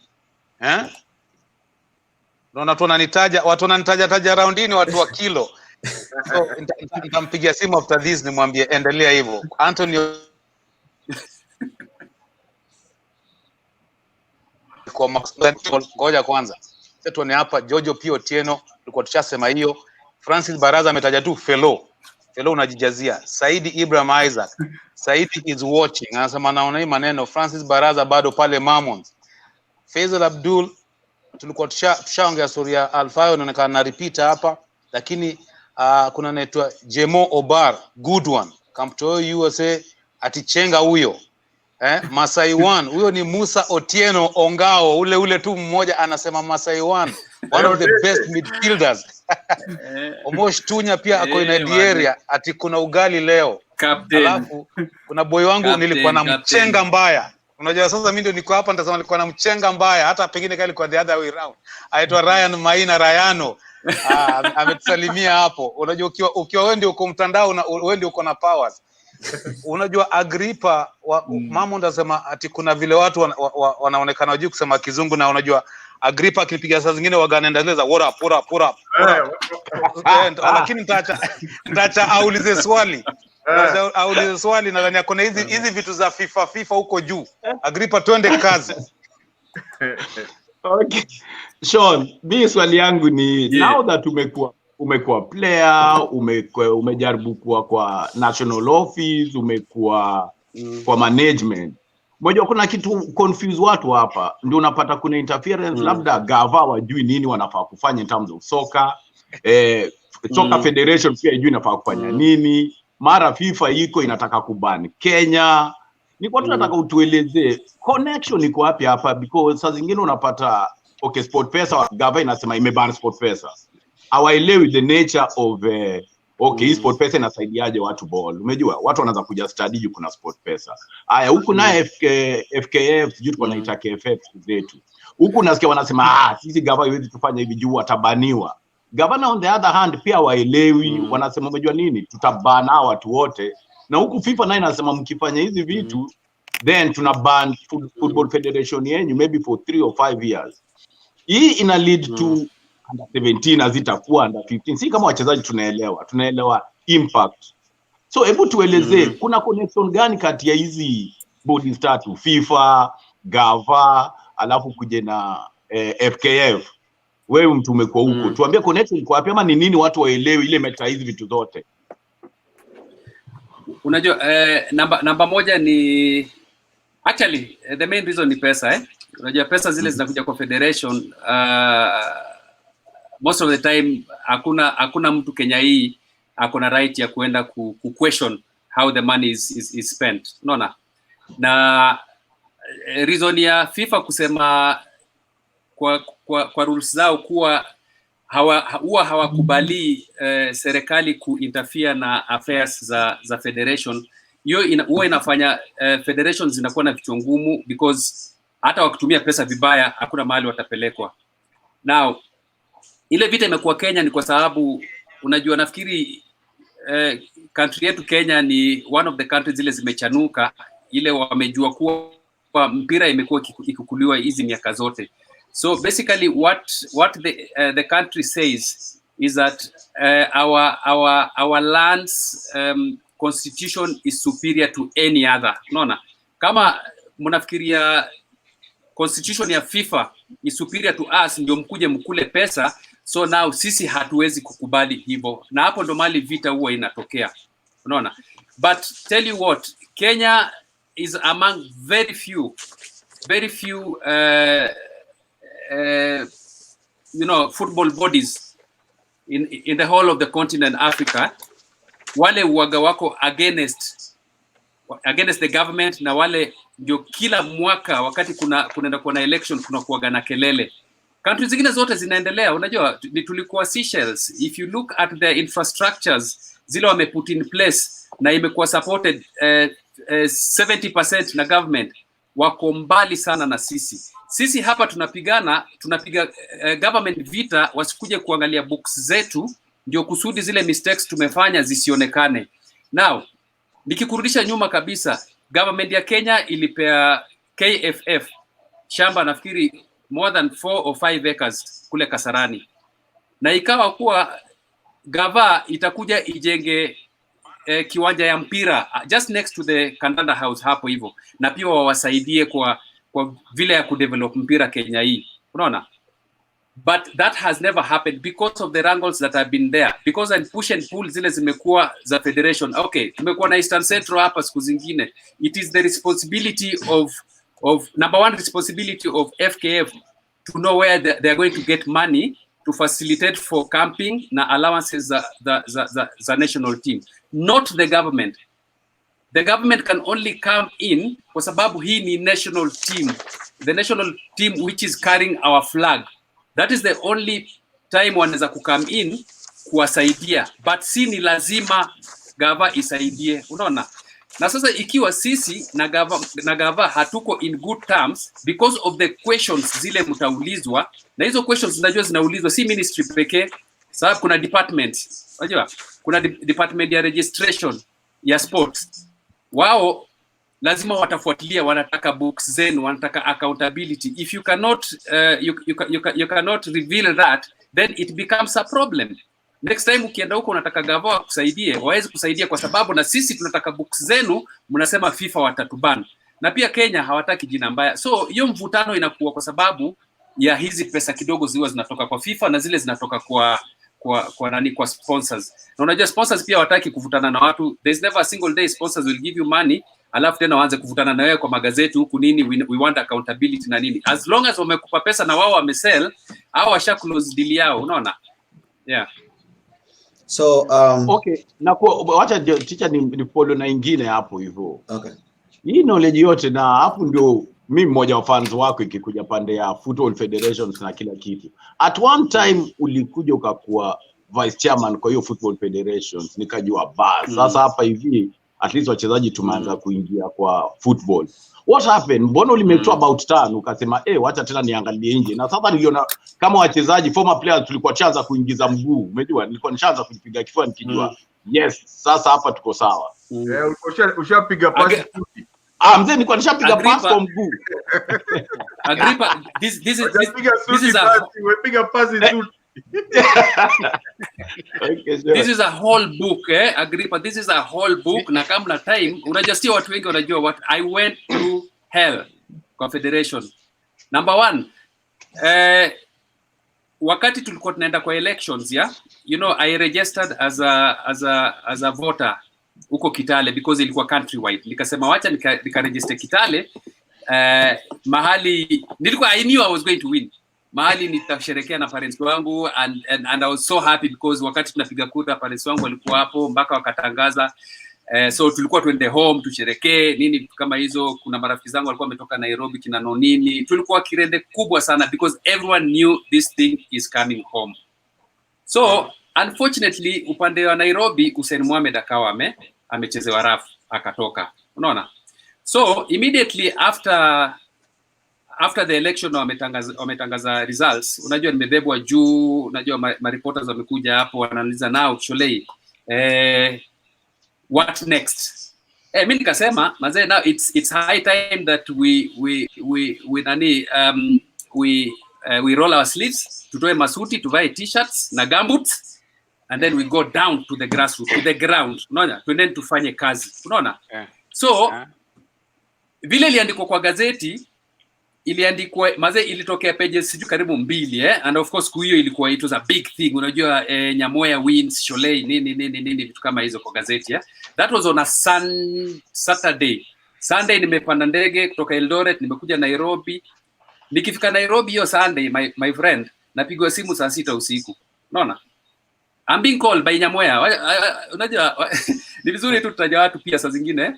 Nimepigiwa simu na huyo jamaa wangu saa 6 usiku. So background noises mazee ni kama watu wako kwa bar. Unaona? Watu ni kama wamelewa na nini. Wewe Sholei sasa habari yako? Wewe umetoa hiyo statement Kitale, umetoa statement kama nani? You know I'm the president. I'm the one to sanction all statements. All statements have to come from me. Wewe umetoa statement na mimi nimeulizwa tu swali kwa vile umeshinda sasa ni what next? Unaona? Kidogo sijamaliza sauti ya Nyamoya. Sauti ya jamaa mwingine imekuja hapo anaitwa Toma Lila mazee. Unajua Lila na sauti mzito wewe Sholei wewe ndio unajifanya sijui nini, unataka umeanza mapema, unataka vita ya nguruwe, unajua kutoka kwa huyo kuna jamaa wengine. So walikuwa mahali mazee wanaona kwa sababu nilikuwa nimetoka kwa an independent team na timu ya Nyamoya ilikuwa na Alila, Doris Petra, kuna madam moja wa huku Eastern, alafu na Mkolwe Western Kenya, alafu ikakuwa na nani mwingine actually hao wanne unajua walikuwa wametoa outnumber. So vita hapo ndo mali vita ilianzia kwa sababu walikuwa na ule mtu wao alikuwa wa Mombasa alikuwa shinde ikawa nimemshinda.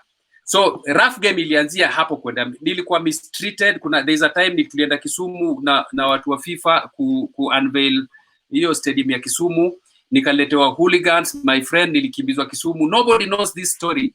Nilikimbizwa hiyo Kisumu nzima my friend, nimevalia watu wa FIFA suti na mimi ndio nakimbia mbio huko mpaka nimekuja ndani ya wase katikati Aduda ndiye alinisave. Unaona?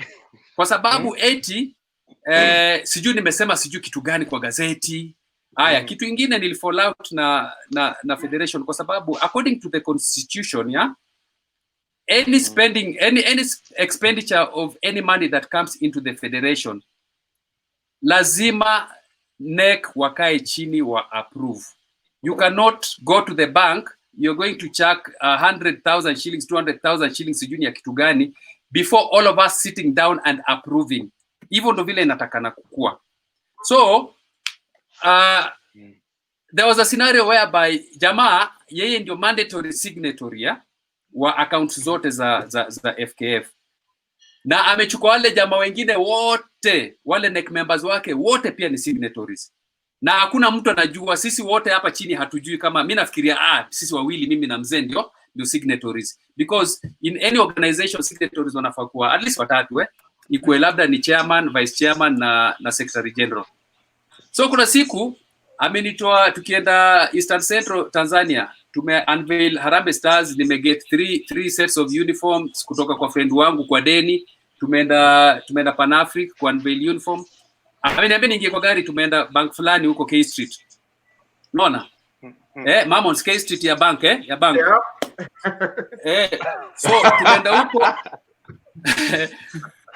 tumeenda kwa bank, tumeingia mpaka kwa ile room ile executive, ameandika check hapo so 3, mimi nimesign. Nimepewa 100,000, yeye amechukua 200,000. So namuuliza hizi 100,000 za kitu gani?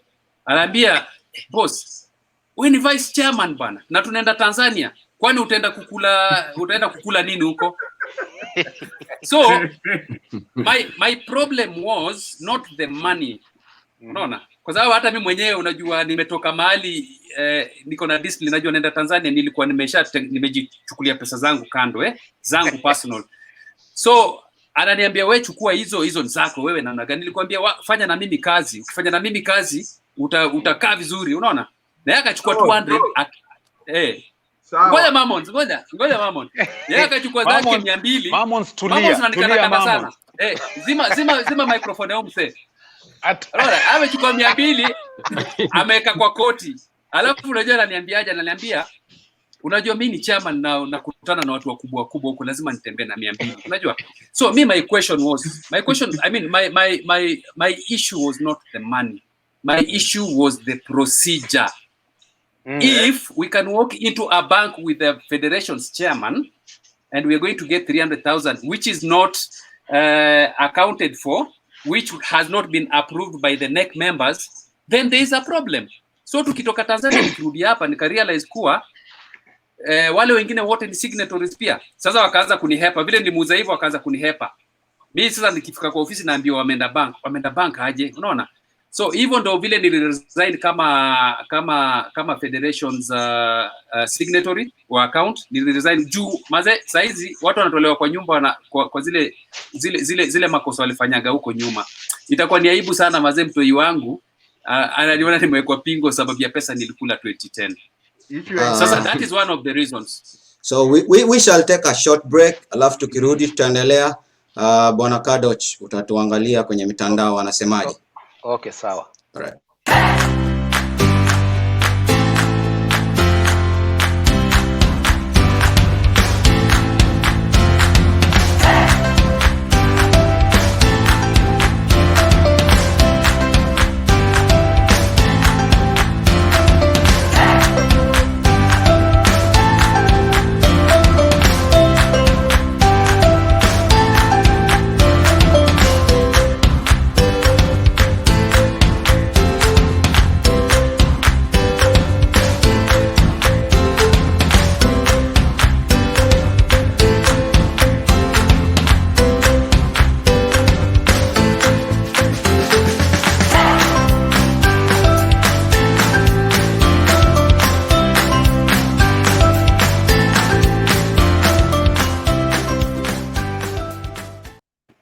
Thank you for watching and sharing our stream KDSO TV live. Leo tuko na mgeni anaitwa Sholei, mambo mazito. Kwa hivyo KADOCH tuangalie maswali kidogo and comments on Facebook.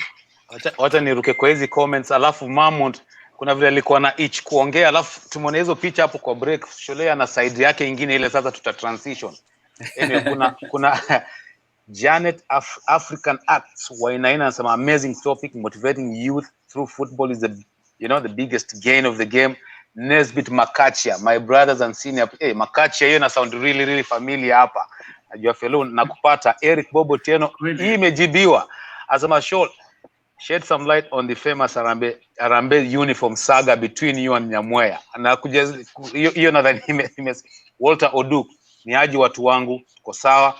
Bernard Angawa pale, good constructive ideas, listening from UK leads. Unaona sasa kweli tuna transcend across the pond baka hiyo side nyingine. Jojo Dari, aha, Sholei has a good point. We use TeamSnap and Sports Engine. Unaona sasa pale malpa IT ma apps za kumanage game na sharing soccer info. Poa sana. Nitasoma hii comment ndefu hapa ya Andrew Mugala alafu to transition. Let's not forget that being a great player and being a coach, even for youth football, are two very different things. What are Kenyan players that are about to retire doing about getting coaching certification coaching? They should be doing something. All players that want to coach must do before retirement. Alafu anasema otherwise, putting the fate of our youth players in hands of non-certified coaches. Hiyo anasema inatuangusha. Godfrey Matia, Cody, huge allegation regarding twitching constitution. Did you experience this issue? Anyway, wacha tumalizie hapa na MUIROCH. Hii yake sitasema kwanza hii mambo yake, anasema ati kuna thread hapo. MAMMONDS kuna time ulikuwa kidogo unaonekana una itch kuongea, lakini hata tu transition ukiwa na swali mlikuwa majirani, twende kazi. Kabla MAMMONDS aulize swali, I had a follow up question. Sholu umesema, the first day uliingia office you got a call, very threatening. Ukaona ni kama life yako iko in danger. So what legal steps did you take? Because you've said ulienda Kisumu pia ukakimbizwa. Is there anything you did before wacha sasa resign? What did you do to your life first? So what steps did you take? Initially nilikuwa nafikiria labda unajua ni zile two threats za kawaida, and zilikuja zikarudi chini, and from there on nafikiri walianza kuni sideline so actually even the federation moved from Nyayo Stadium hapo hivyo mpaka kwa personal office somewhere in Upper Hill.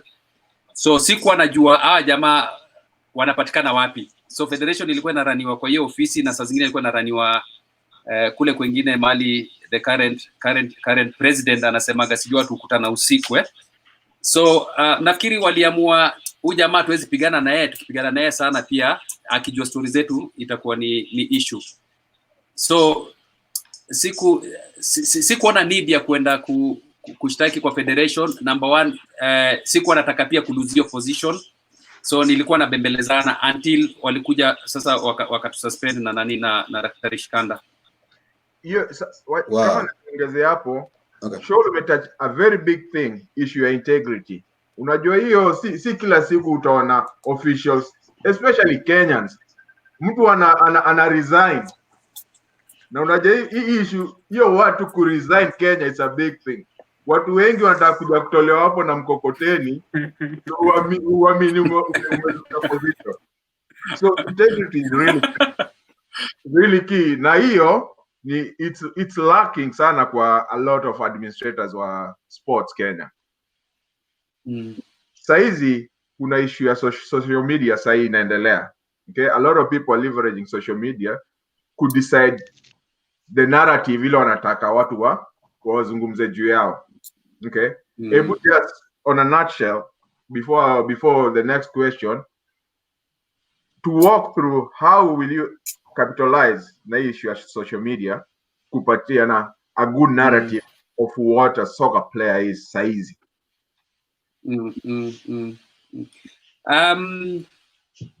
By the if you go online kuna which is a bit different from what you're asking, kuna ukiangalia there's a program that I had started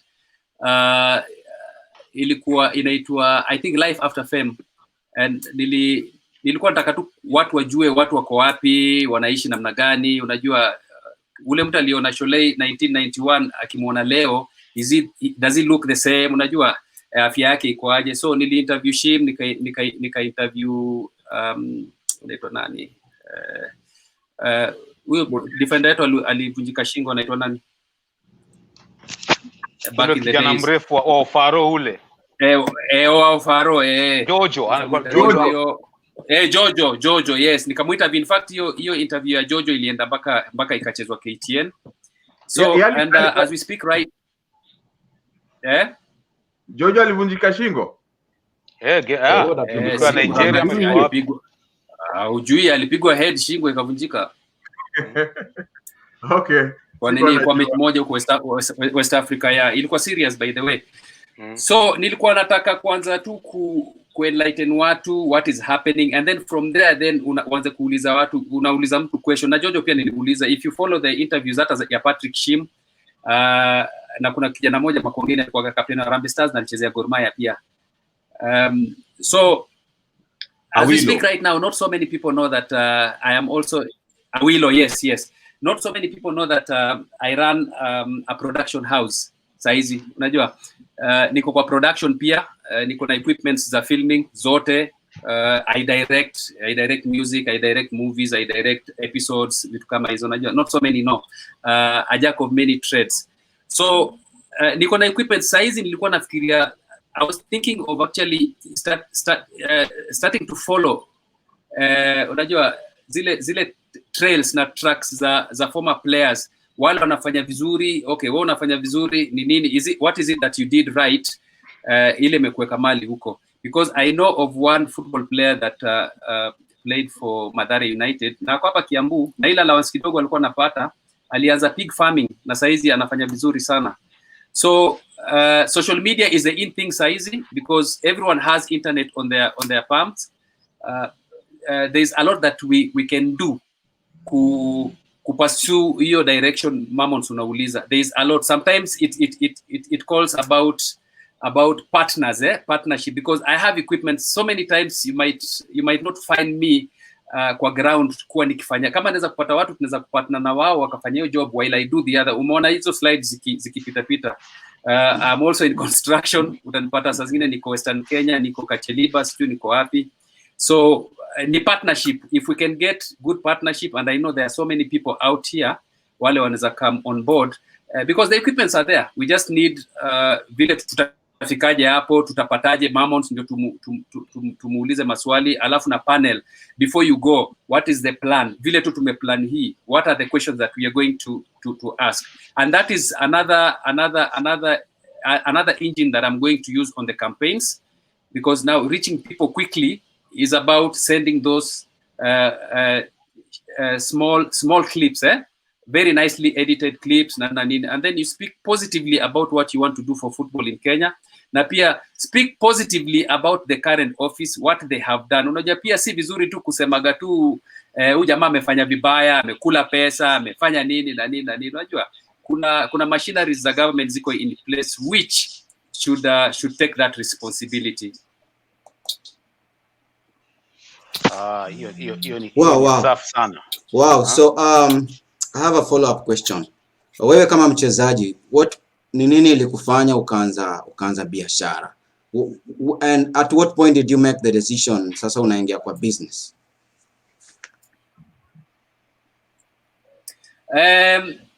Maze, unajua hakuna mtu dunia hii ule hataki kuishi vizuri. Hakuna mtu anataka kuishi kama baba yake, unajua, ama kama familia yake. I don't think we have those people. Mimi mali nilizaliwa na nikalelewa, tulikuwa na zile viti zile za Western Kenya, sijui kama Agripa sura kumbuka zile viti za kufunga kama kitabu. Hizo nakumbuka. Hizo unajua zile za ushago, yani za kukunja zile zimejengwa na msumari pekee. So ndio hiyo. Sasa unajua mchana sitting room ni sitting room, ikifika usiku unajua zimekunjwa zimekuwa on the side, alafu sitting room inakuwa bedroom. Agripa hiyo shola anasema inakupeleka wapi hiyo? Hiyo inadhibitisha ile time kulikuwa na zile bed zilikuwa zinaitwa amka tukaze, zilikuwa na mafuzi zimefungwa na nini zikira hapo. Zile bed zilikuwa na mablada ziko na mablada za kala hizo. Hizo tunaruka tukisema. So unajua kwa estate pia utapata kuna ule mse ako juu kidogo, akona ka TV, unajua estate mzima nyiwe ndaga kwa hiyo nyumba, unajua ukiingia kwa nyumba unaona sofa nini. So I always wanted that when I grow up kwetu kukue kama hawa watu wengine, unaona. So hiyo kitu ilikuwa inanisumbua mimi. Nilianza kukua na ulcers na the belief that is there the previous size wanasema ulcers zinaletwa na bacteria belief ile ilikuwa zamani ilikuwa ni kwa ulcers zinakuja because of kufikiria sana unafikiria mazee nitakuaje, job nitapata lini na vitu kama hizo. So I suffered for so many years because I wanted to change the face of our family, and I thank God that where I'm seated today, unajua vitu zimechange sana.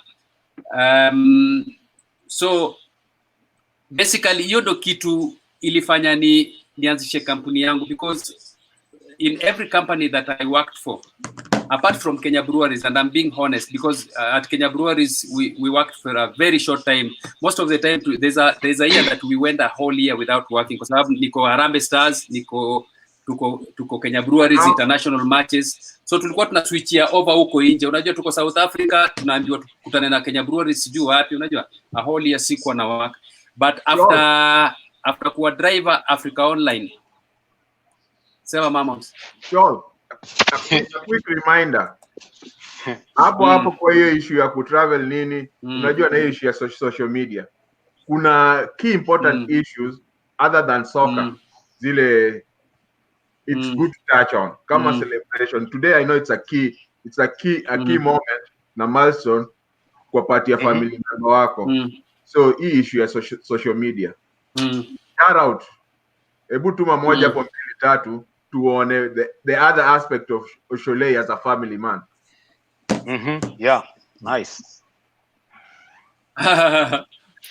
Nimekuwa on the spot hapo, manake najua kuna maswali unafaa kujibu. Gani tena hizo Mammonds?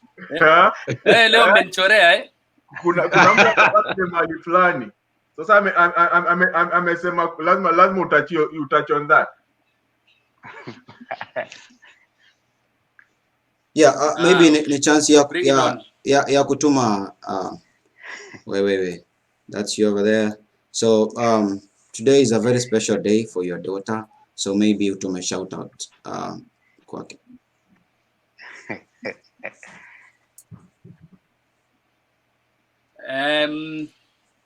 Wow.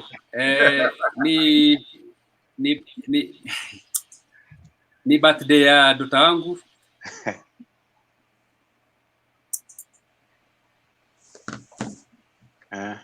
Sokidin, najua sisi ndio hype man.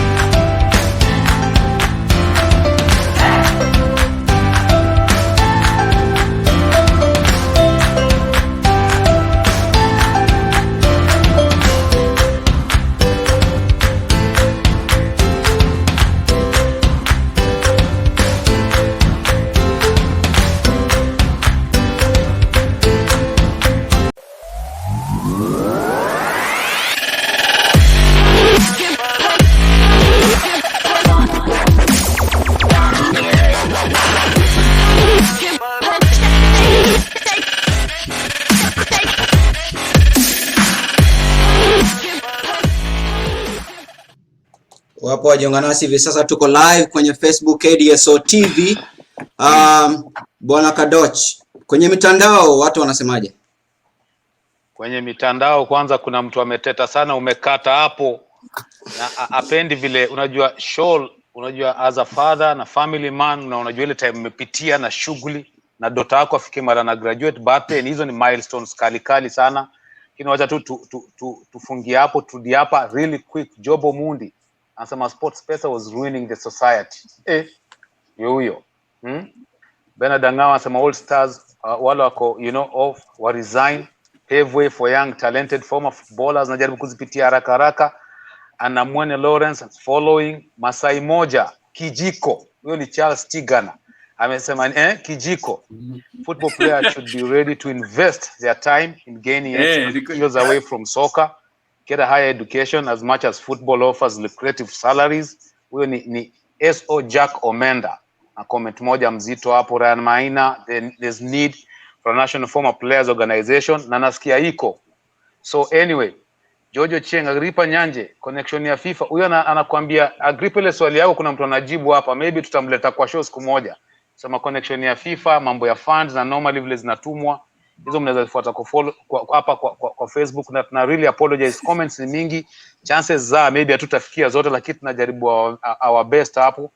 Jojo Dari ndio alikuwa anasema kuna there's one already, KAFF, Kenya Association of Former Football Players, and maybe mtu anaweza guzia. Tukiswitch gears really quick hapa, ngoja ni cheki naangalia pia time. Maybe Shoal unaweza at the end of the day kuna mahali tunawekaga watu tunawarusha on the spot, wanatuambia the best lineup ya first 11, but tukirudi recap tu pale palikuwa pa birthday na graduation. Shoal maybe tu yani in 1 or 2 minutes unaweza tu to walk through ako kama moment tumeona mahali yenyewe. Saa zingine hata sika wanaume kuna mahali tu kitu na kuguza alafu unaangalia back. Hebu to walk tu pole through ako kama moment. Yuko around kweli? Yeah. Oh. Ndio sana poleni kwanza, poleni sana. Ni day ya last born wangu anaitwa Sharon. Sharon is a very good friend of mine. Rafiki yangu sana, unajua tuko ako tight sana na mama yake. She's everything to us. Amekuwa very disciplined mpaka leo. Ako na degree. Saizi in fact amemaliza masters. Wow. Alafu tuko na pia dota wangu second born ako saizi anafanya Eldoret. She's a manager there. Yeye pia amefanya degree, anapursue masters, actually wanamaliza kama si COVID saizi tumekuwa tushafanya celebration. Yeah. So unajua sometimes you get emotional as a parent. Unajua hiyo journey kutoka mahali ametoka mpaka mahali amefika. Wazi. Wewe mwenyewe hauna, yeye ako nayo, unaona? So yeah, happy birthday Sharon. Mother, nice. Yeah, I appreciate that. Shoal umekuwa birthday ya Kim Kenya sana wewe. It's good to be emotional. Ngoja Mammons, ngoja nikwambie kuna jamaa anaitwa Walter Oduka hapa, na huyu angekuwa karibu maybe huyu jamaa DSO angekula kofi moto sana, na anasema umetuangusha hapo. Lakini Walter Oduka pia anasema Sholei tuko pamoja, na anasema we will do everything possible if you need help from us. Tuko na connections mingi huku nje. So Sholei, unajua una jump on kitu kayo, hiyo ni it's a nugget. Unasikia diamond in the rough, hapo una pick kitu kayo. Lakini Walter Duka anasema yenyewe emotions are good to show. Nashukuru. Na amesema maze. Nashukuru sana mzee. Amependa sana hii nini. So yeah, anyway, tukirudi back sasa kwa script. Back kwa script. Nikukata kidogo. Uliongea story ya community service, so can you tell us where they hapa ni wapi? Sholei, unanisikia? Yeah. Take us through that picture.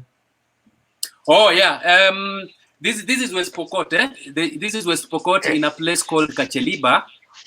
Nilikuwa nimeenda kufanya installation ya tower ya Safaricom. That is the other business that we do. Unajua unapewa ground pamoja na equipments, wanakuambia hapa by the time you leave in 24 days lazima kuwe kuna network, si watu wanapiga simu. So kama uliona kwa slide kuna mahali nimeva helmet. That is a part of the business that I do.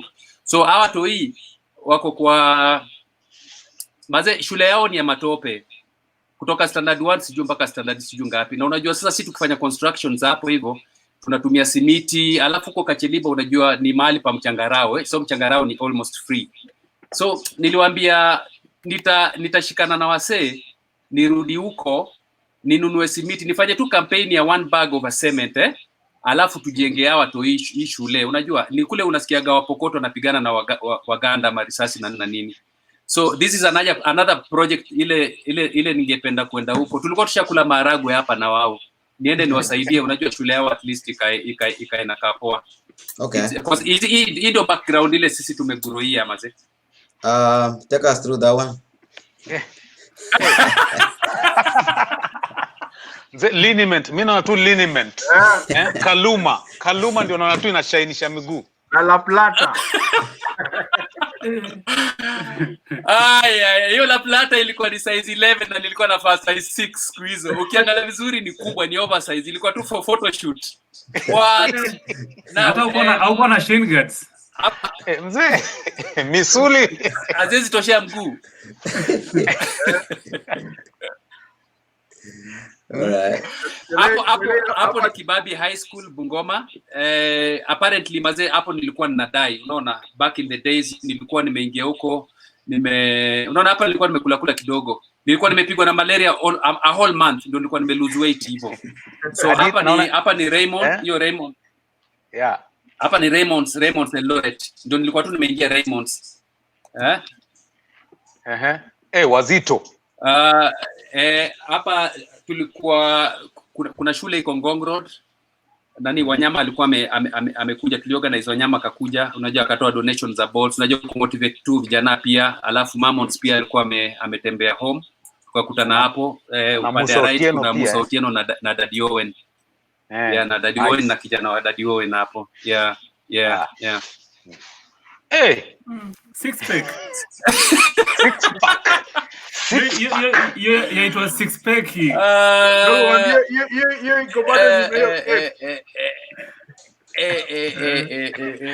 Hapa tulikuwa wapi? Tulikuwa somewhere in Western Kenya. Hiyo ni Rivertex tulikuwa tumekamp hapo, tulikuwa tunakucheza na Modcom. Yeah. Hiyo ni picha Kenya Breweries bwana. Hiyo ni bro, sio ni dog. Kenya Breweries.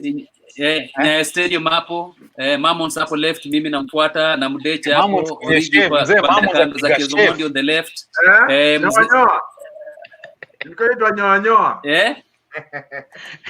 Nyoa. Nyoa. Tulikuwa lazima tuende every Saturday tuende tukanyonyoe. Hapa wewe ni pastor ama? Hapa ilikuwa ni hapa mtu alikuwa anapewa ukweli hapa. Hapa tulikuwa tunafanya campaigns. Hapa ilikuwa ni center kwanza Kitale ndani kabisa. Kulikuwa na football stakeholders, nilikuwa na take through, unajua kutafuta kura back in the days. Wow.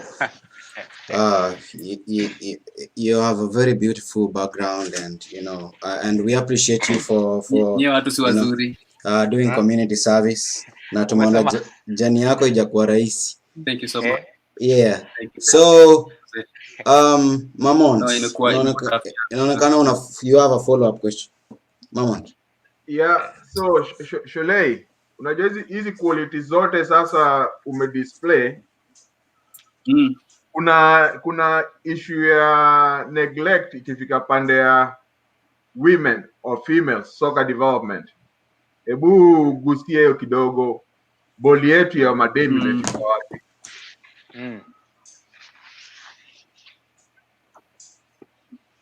Unajua boli ya madem saizi ile madem recently nimeona timu ya madem imekuwa ikifanya vizuri na ilifanya vizuri sana mpaka kwa national level, unaona, but issue imekuwa all along imekuwa ni sponsorship. Na when we were in the office tulikuwa tumeongea na nafikiri ilikuwa UNICEF or something, hawa jamaa wa UN na nini wa support team ya madem, na ikawa na support team mpaka leagues mpaka za wasichana, so pesa zao zilikuwa zinapelekwa kwa ministry. So just because it was a kwa ministry ina manage hiyo league ya madem kwa sababu ya accountability. Kuna vita fulani ilianzia hapo, na hiyo vita ilitoka kwa wale unawajua, unajua, mpaka ikaleta kelele sana mpaka jamaa wakatoa hiyo sponsorship. Now sponsorship saizi, kupata sponsorship ya timu ya madem, unajua inakuwa kidogo kwa corporate, inakuwa ni ngumu kwa sababu in Kenya corporate companies also want to maximize on publicity, unaona, na crowd pooling ndio kusudi wa support. But me ukinipa chance tuingie katika hiyo office, these are workable things because kuna pesa zile zimekuwa set aside na FIFA. When the FIFA sends you a budget, I mean they send you money, hiyo pesa inakuwa gani from the budget that you guys have actually sent to FIFA ya kufanya hizo football development. Hizi pesa zote ziko, za youth ziko, za beach football which we have never seen getting played in Kenya. Hizo pesa ziko, na sijui hizo pesa huenda wapi, kwa sababu kama last time Mammonds ndarudi kwa mademe, last time mimi ndo nilikuwa chairman wa beach football waliamua kunipa kale ile ya ujinga, but nikasema okay sawa. The idea that I had then ilikuwa ni tutengeneze, tuende tuombe kama pale Nyayo Stadium pale nje, unajua na kiwanja kubwa sana, watupe a section tuseme tunajenga beach football stadium, unajua, alafu tuchukue mchangarao tumwage hapo watu wacheze ball, kwa sababu beach is about playing on the sand Yep. Na ikakuwa ni ngumu sana. So basically hizi pesa hukuwa ziko, corporate companies want to see what is it that you can do with the little money that you have, which is your own, so that tuwe na accountability, ndio tukuje kwenu tuwa entrust na zile pesa sisi tuko nazo. If you cannot manage your personal money, your own money, the money that comes from your business, the money that if it gets lost you get so much pain if you cannot manage that, then how do the corporate companies come on board? So trust ile tuko nayo huko nje ni kidogo sana. So the number one thing that the next office ile itaenda kwa federation wakiwa lucky wanafaa kufanya ni ku clean up face, unaona, na ile pesa kidogo tusianze kwanza kuombaomba. The little money that we have, let us show off what we can do with the little money, so that ukienda kwa mtu anaona nyinyi ndio mlikuwa mmeanza kujenga ile kitu alafu mkakwama, sawa mimi naona mnafanya kazi nzuri. And then accountability, any money that comes into the federation, well, just publish it in your website. The amount of money that you use, publish it in your website. Unajua kila mtu angalia aone by the way there's transparency here. In Kenya football, I mean in Kenya watu wanapenda ball sana. There is something that I had started na Nyamoya akaranaye akaita ati Harambee Stars na Mbao, unaona, wakachukua pesa za watu hapa haraka wakakula. You know, I look at how many football fans we have in this country, and with accountability, number one, and my idea was Pricewaterhouse ni watu wa accounting, you can bring them on board. You bring them on board for them to manage the money that is being collected for the federation or for Harambee Stars. Ongea na Safaricom wakupe pay bill number. Alafu ambia watu huko nje tuko na hii institution ile itahandle pesa inakolektiwa for Harambee Stars development. Everyone wants football to grow in this country.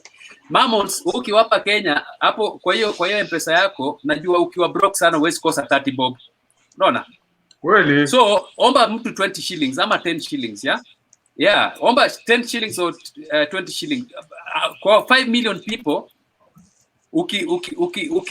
Hebu nione 1 2 3 5 million shillings 10 bobini 1 2 3 that is 50 million shillings. That is 50 million shillings. We can collect that money in a day. Unaget? But now the question is, when you get 50 million shillings, what is it that you're going to do with that money? Ndio ule ametoa hiyo 10 bob aridhike, afikiria sana next time wakitaka hii pesa nitatoa 100 bob.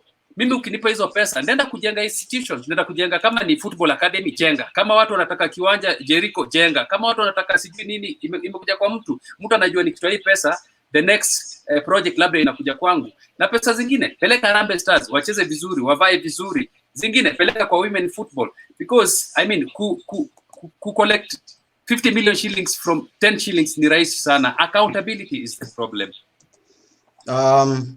Thank you so much. I think Agrippa gonna follow up, but real quick we're gonna take a short break, and then tukirudi tutaangalia watu wanasemaje kwa social media handles.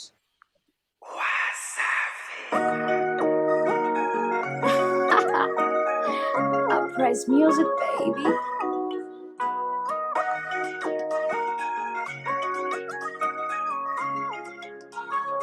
Flag, I got the recipe. Kwanza na furaha nitaimba na kucheza, washa mishumaa, weka keki juu ya meza, ila usinicheke. Nimekuletea zawadi kidogo lichobarikiwa. Aki mwana mkwete aja na dumu la maji nasije kukumwagia. Ana kapicha kako nitaka post wasukupenda itawakosta leo siku yako. Thank you so much. Happy birthday kwa mtoi wako, and we really appreciate you being a family man.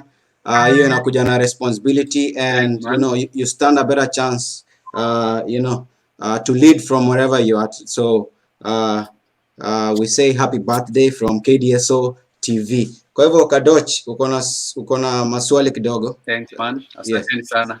Yeah. Mimi nitapitia tu hapa kwanza.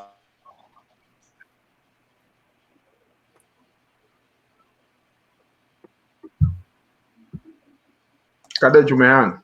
Kadoch uko? All right. Agrippa. Nilikuwa na swali. Okay. Niko na swali Shole. Now that tuna encourage players at least wafanye kitu, naona wanangangana, players wetu wanajaribu hapa. Mimi swali yangu, unaweza patiaje advice sema kama tukasimu utakuwa chairman wa hiyo Football Federation? Kuna player kama John Odhiambo Baresi sasa iko na kampuni ya ball, nadhani umeona tulimu interview juzi yuko na Kombora. Tuko na Odipo anajaribu kutengeneza, si hata anajaribu, yuko na kampuni yake ya ma uniform. Tuko na kama kina Musotieno yuko na youth academy. Tuko na kina Antonio Bala wako na hizo ma youth academy. Right now tumesikia Andrew Mugala akiongea juu ya coaching nini certification. So kuprepare hao watu kwa sema job zile zinakuja, na najua competition ziko too high, kuna ma Nike manini, but tunataka kutengenezana so that at least wewe pia kazi yako iwe rahisi. Tunaweza advise aje hao watu kwa sahi, wanaweza jiprepare aje so that ikuja hiyo time wako kwa hiyo level moja na hao watu wanatengeneza uniform kama hizo. Let's say mtu kama competition ya mtu kama race ball zake na mali tunanunua ball, mtu kama Odipo na maybe over armor, mtu kama Otero labda na hiyo youth academy yake na kunsil soka ya youth mtaani. Sasa wewe chairman unaona nani ma football players wale walikuwa tumejaribu ku encourage wafanye kitu wakama hapo juu, wakiwa chairman utaweza wasaidiaje? Maze Agrippa, swali nzuri sana na nilifurahi sana kwanza kuona Baresi na kama ananiwatch, huyo ndio kijana nilikuwa nachukia sana pale midfield juu. Maze Baresi alikuwa anakanyaga watu bana. Unajua kwanza mimi Baresi, kama unaniangalia najua ulikuwa unapenda kungara na mimi. Alikuwa analeta uzua. Yeye alikuwa mbaya sana. Baresi nilikuwa namuogopa. And Maze a very intelligent guy. Unajua Baresi ungemuona wakati mlikuwa mmecheza ball, is not the same Baresi ule ungeangalia intelligence yake ile alikuwa anasema pale kwa nani kwa interview. So Odipo nishakutana naye. Odipo nishaona mpaka uniform yake, alikuja hapa na hoods zake, unaona. Obala nikipita Western Kenya huwa lazima nimpitie pale Kisumu, unajua nione ni kitu gani naweza achia vijana hapo hivyo. Hata alifungua studio alikuwa anataka computer ya production, na mimi unajua niko na pia computer production pale kwa ofisi. Nilikuwa na moja extra, alikuja kwa ofisi nikampa akapeleka huko, namuona anafanya live broadcast ya radio Kisumu. Nashukuru sana. Timo Kibune namuona mpaka anaenda mpaka England, unajua anaenda ma trainings zile makoches wakubwa wanaenda. So my question is usually kama hatuwezi ku reward our own, unajua inakuwa ni problem. We have the best coaches here in Kenya. Unajua Ghost Mulee has been a very good coach na amedeliver. You know, Francis Kimanzi has delivered among so many. So why should we run out there and spend millions of shillings, and we know we have people who are capable of delivering the same services kwa timu yetu ya taifa hapa locally, unaona? So shida inakuwa ni hatutaki kuwork na watu wetu. Number 2, as I mentioned earlier, unajua federation zote hakuna hata moja inataka kuwork na wachezaji because wako tu na uoga fulani. I've never understood hiyo uoga ni kitu gani, unaona. Ukitaka watu wa technical, okay, kwa nini inamzuia kuleta Timo hapa alete ideas zake za Ulaya? Tomo Odhiambo namuona na trainisha mtoto wake kila siku kwa Facebook pale nani. Nyinyi kina Felix huko mnafanya hizo majob administrative, unajua facilities zile mmeona huko, hizo ideas za youth zote zile, mimi hata nikisema niko na idea ya youth, I can basically borrow a lot from you guys because nyinyi in real time mnaziona on a daily basis. So these are people that are supposed to be members of the federation. Mimi ukiniingiza kwa hiyo ofisi kama ni Camp Toyoyo ndio umbrella ya hawase wote, kina Udipo, kina Baresi, kina Timo, kina Mammonds, unajua kama hiyo ndo lazima nyinyi mkue branch ya FKF on the other side, because technically we also need to borrow from you guys, unaona. Na I know of so many of you that would really want to come back home. You will buy your own ticket. That I know. You will buy your own ticket. You will come home kusaidia timu yenu ya nyumbani, not to earn, just to prepare our teams so that kesho kuwe na hiyo sifa. You want to succeed with the federation. So basically problem imekuwa ni kuwa wachezaji vile nisema mapema huwa wanafungiwa nje. Kama Baresi yeye utengeza balls ama ako na access ya mali tunaweza pata balls. This is what we want, and I said it in another interview. We need so many balls that wherever we go tunaenda kama tumebeba hizo mipira, peana mipira. Ikiwa kuna wezi wa mipira watakuja kuiba mipira, so be it, wache ikue, kwa sababu mpira ukiiba unanisaidia. You're taking it to the other region for people to kick it, to play it. It is a plus to us. So the thing is, Mungu akitujalia siku zingine tukue katika federation, football stakeholders wote kuanzia mashabiki, ule mama mboga, mtu wa baiskeli, wale wako Ulaya, kina Musa Otieno kwanza wanafaa kukua hapa mbele. Unajua there are people that I respect so much. Captain wangu lazima akue hapo, na Musa Otieno mimi nikikuwa hata president of federation hakuna siku nitaangalia Musa Otieno kama jamaa wa chini. He will always be my captain. Kina Austin Oduor, unajua hao ni watu wazee wanafaa kuwa kwa ball. Kina Patrick Shim, we need to bring everyone kwa football. Tuendeni ball kwa mashinani huko, tuendeni tukacheze zile ma inter estate, tuende tucheze zile ball za kwa soko, and then we start from there coming up. Thank you so much. Okay, the last one Kadoch. Yangu ni moja tu tena, sasa inaguzia moja 2 minutes namaliza. Okay, back to you Sholei. Advice gani unaweza patia watu wengi wanajua hii ball labda imetoka sijui Ziwa, Kongo, Jerry.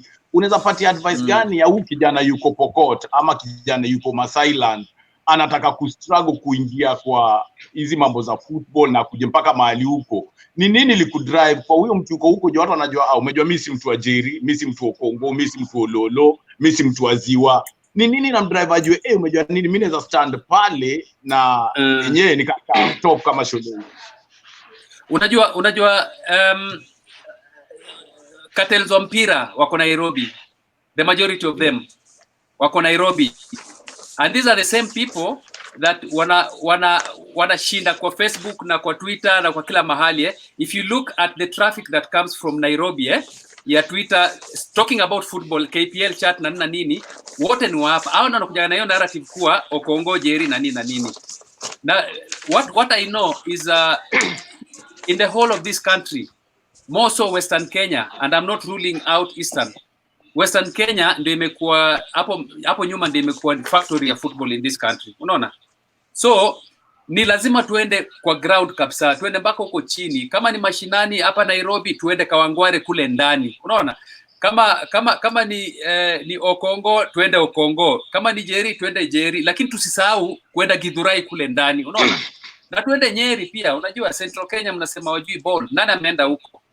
Just because hatuna social media army wale wanaweza kumarket. Unajua huko Nairobi we are very good at marketing our very lazy players, we are very good at that. Lakini sasa unajua kule mashinani people don't spend so much time kwa internet kuongea juu ya nini, unajua. So those are the regions that we need kuanza kwenda kuangalia what is it that changed from 80s mpaka saizi. Kisii haina mchezaji hata mmoja ametolewa. Kitale haina mchezaji, Nakuru haina Kitale nini mchezaji, Busia, Kisumu. Okay. Unaona? Yeah. All right. Thank you so much, Kadoch. So one thing is clear hapa kuwa hii show inaweza run for 2 hours na uiongeze siku zingine kadhaa. Lazima tu wrap up. However, kwa hiyo ku wrap up nitasoma very quick comments hapa. Alafu kuna swali kutoka kwa Baresi. So Shola, I hope unafuata hii.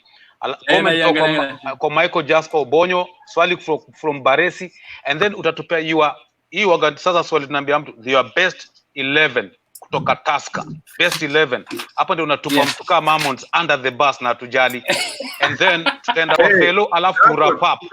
Ngoja kwanza mimi naongea Mammonds, ngoja kwanza. Okay, Michael Jasper Obonyo anasema great show, good to see you guys into the deep end of what ails governance of our Kenyan football. Na anazidi kusema hapa kuwa the wearer of the shoes knows where it pinches. I'm looking forward to the day a former football will take the reins at KFF. Hiyo ni fiti sama. George Otieno, KDSO TV, we need to start exchange program, part of football development. Alafu kuna anasema KADOCH, Mammonds, Felo na Agrippa, nice watching you. Alex Ngare, former players lazima wakwe hapo. Sasa swali ya Baresi ndio hii.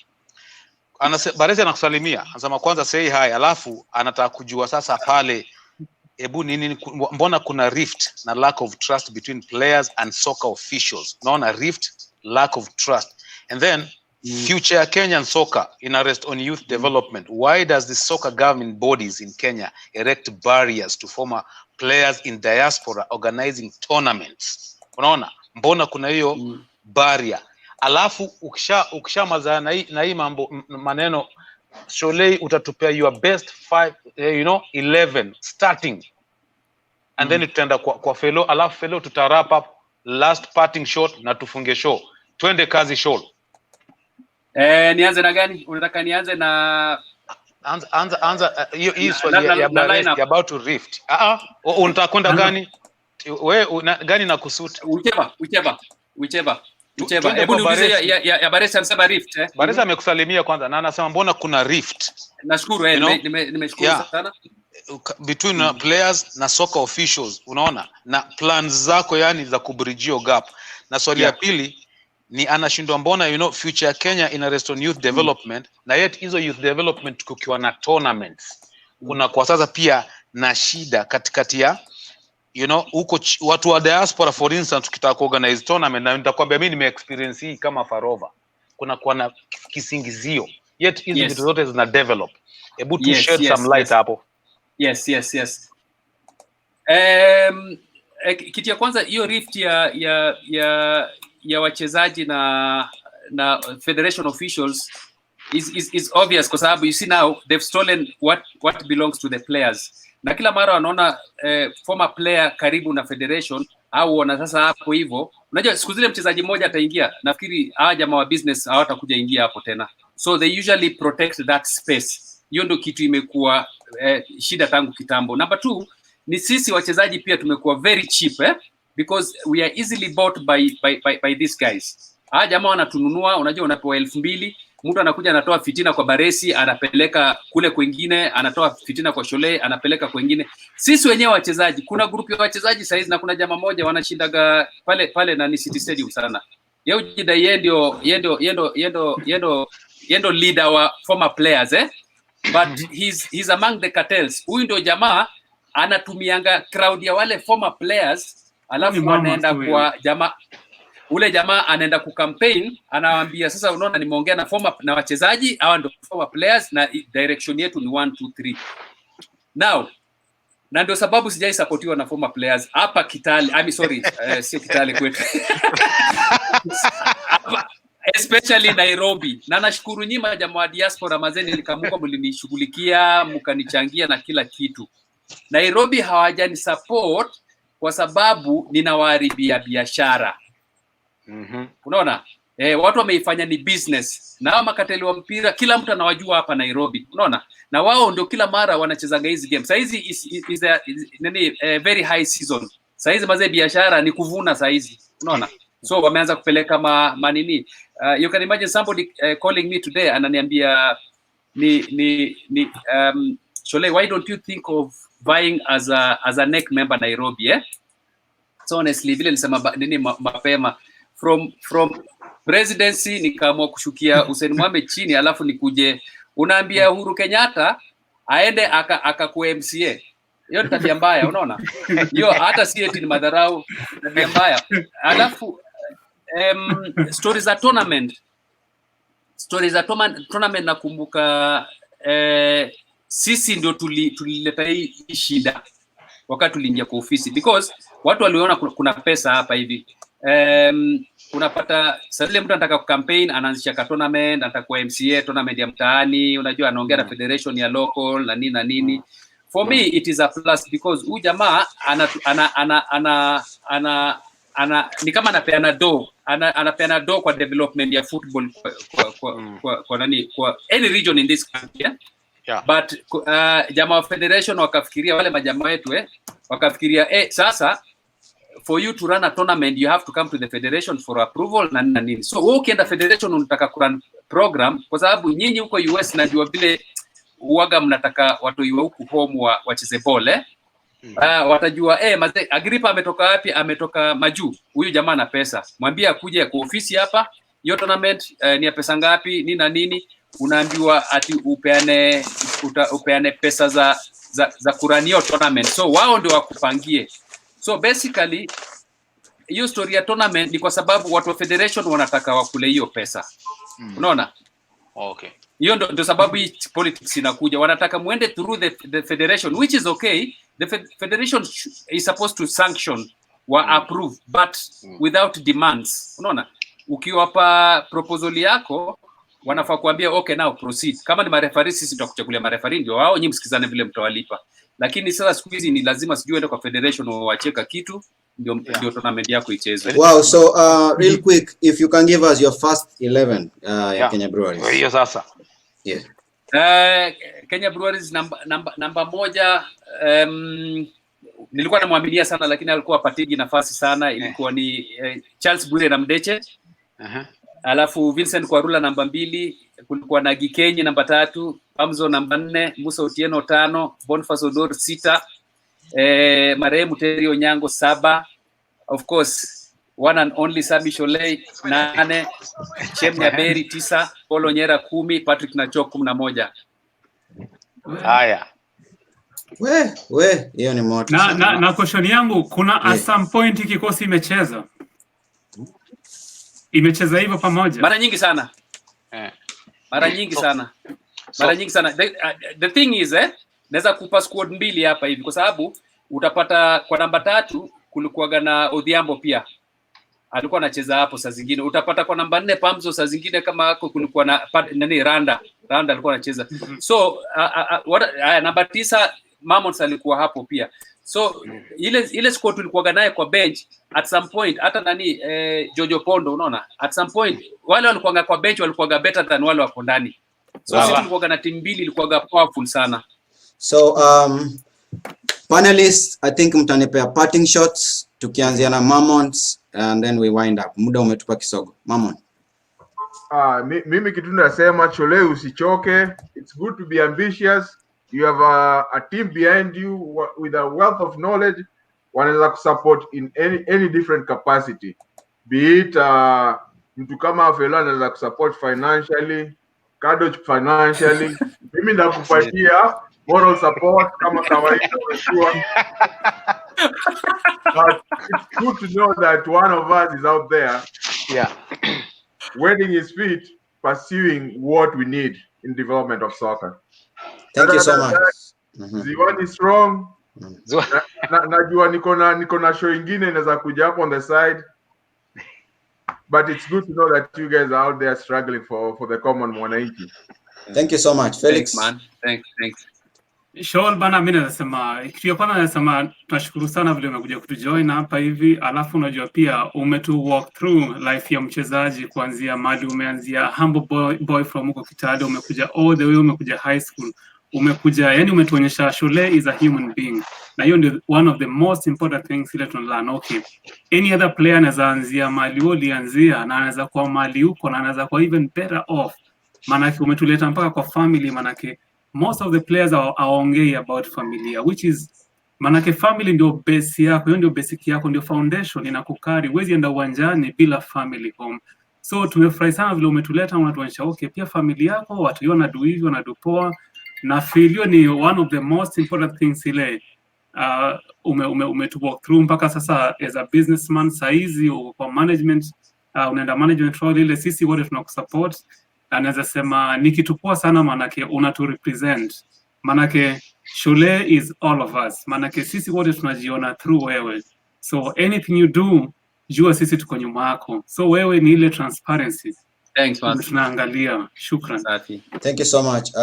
Shukuru mazee, nashukuru, asante sana. Agripa Nyanje. Mic yako iko off. Agripa mic. Agripa iko off. Okay. Shole, mimi kitu ningeongezea hapa, Shole jo, wewe ni leading example. Kwanza nakuthank sana vile umekuja kwa show.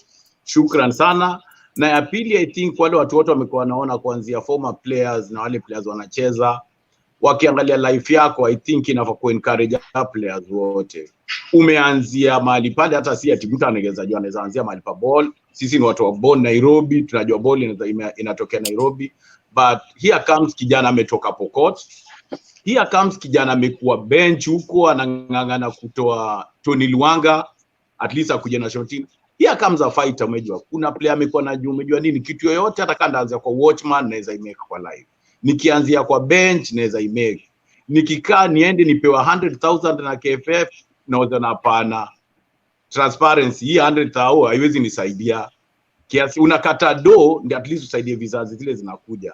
So mimi nataka tu players wote at least wakae waone hii ni kuna mtu anaweza kuwa yuko home, si hata amekuja majuu, lakini ana walk through life ya player vile anakuwa, kuvumilia, kuwa accountable, work hard. Hizi zote umezisummarize. Juu ya hiyo nasema tu thank you so much. Wow, nashukuru. Shukran sana. KADOCH. Mimi nataka kushukuru sana Shole, na vile kila mtu amemshukuru pia. Na nitasema hiyo book hata sijui utaitoa lini, uko na wealth of information hapa sana. I look forward. Na nataka kwa politician ndachukua point ya mtu hapa, nasema Shole, how about connecting one legend with one school and letting him mentor, fundraise, organize even small mentorship and connecting the school to other organizations. Just a thought. Hiyo comment ni ya Walter Oduk. Facebook nilikuwa nimeiba lakini nika feel guilty. Shout out to Joe, watu wa Joe Kadenge tournament. Please watu wameongejezi wanarani kitu poa sana.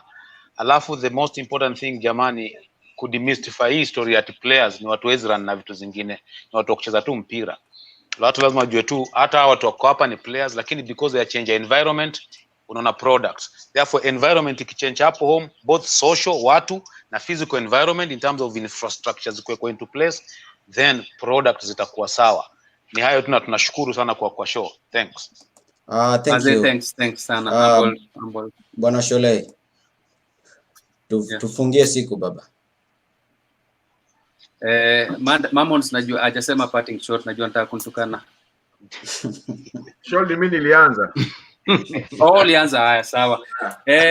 Nataka kwanza kushukuru Agripa Nyanje kwa sababu hajaleta story ya Voki. Hiyo imepita hivyo, which is a good thing.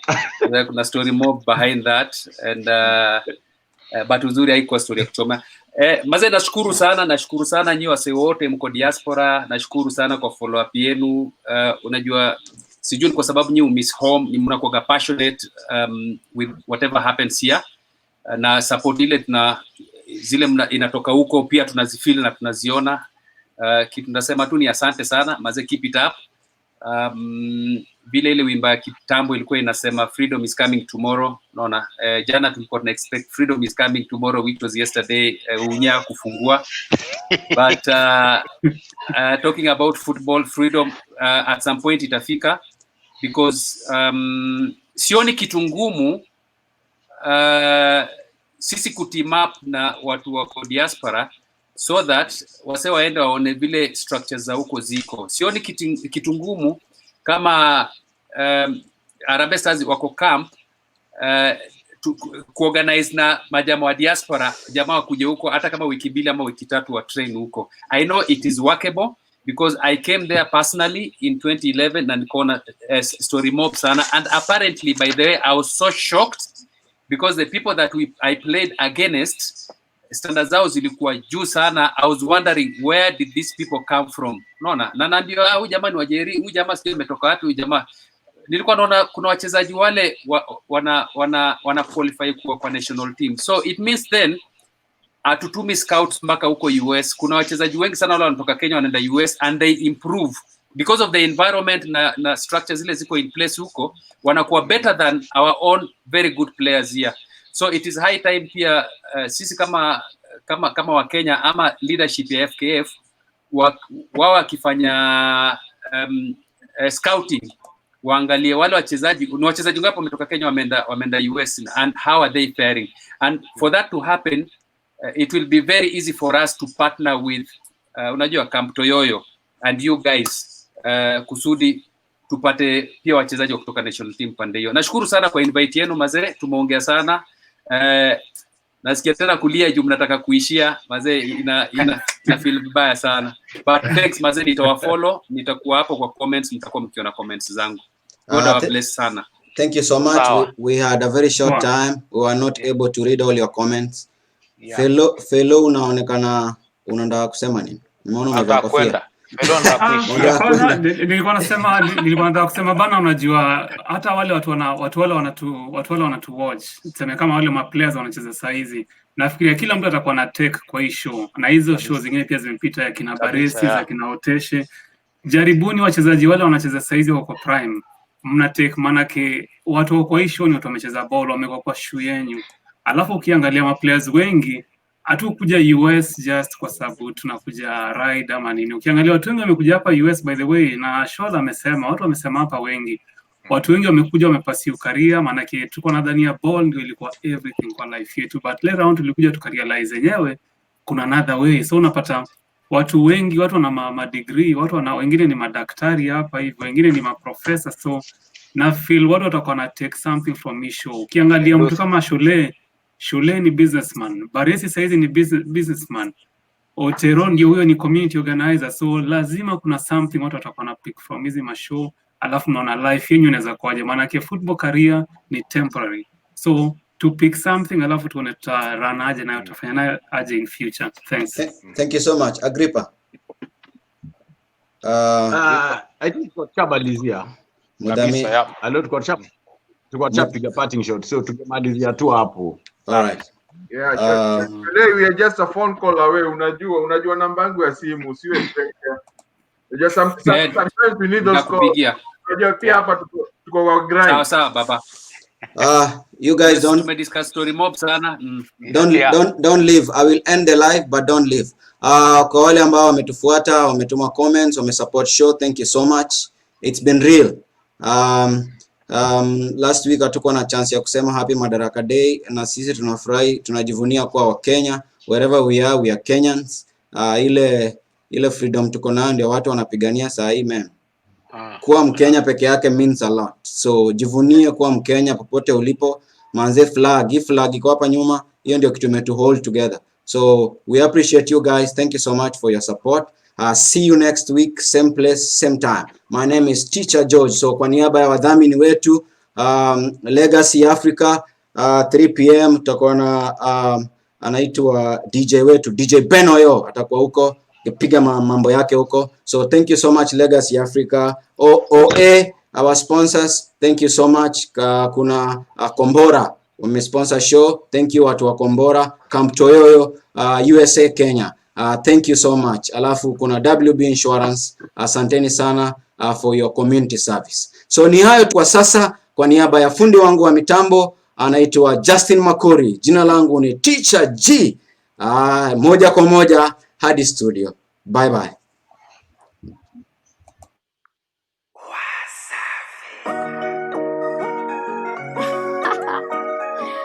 Uprise music, baby.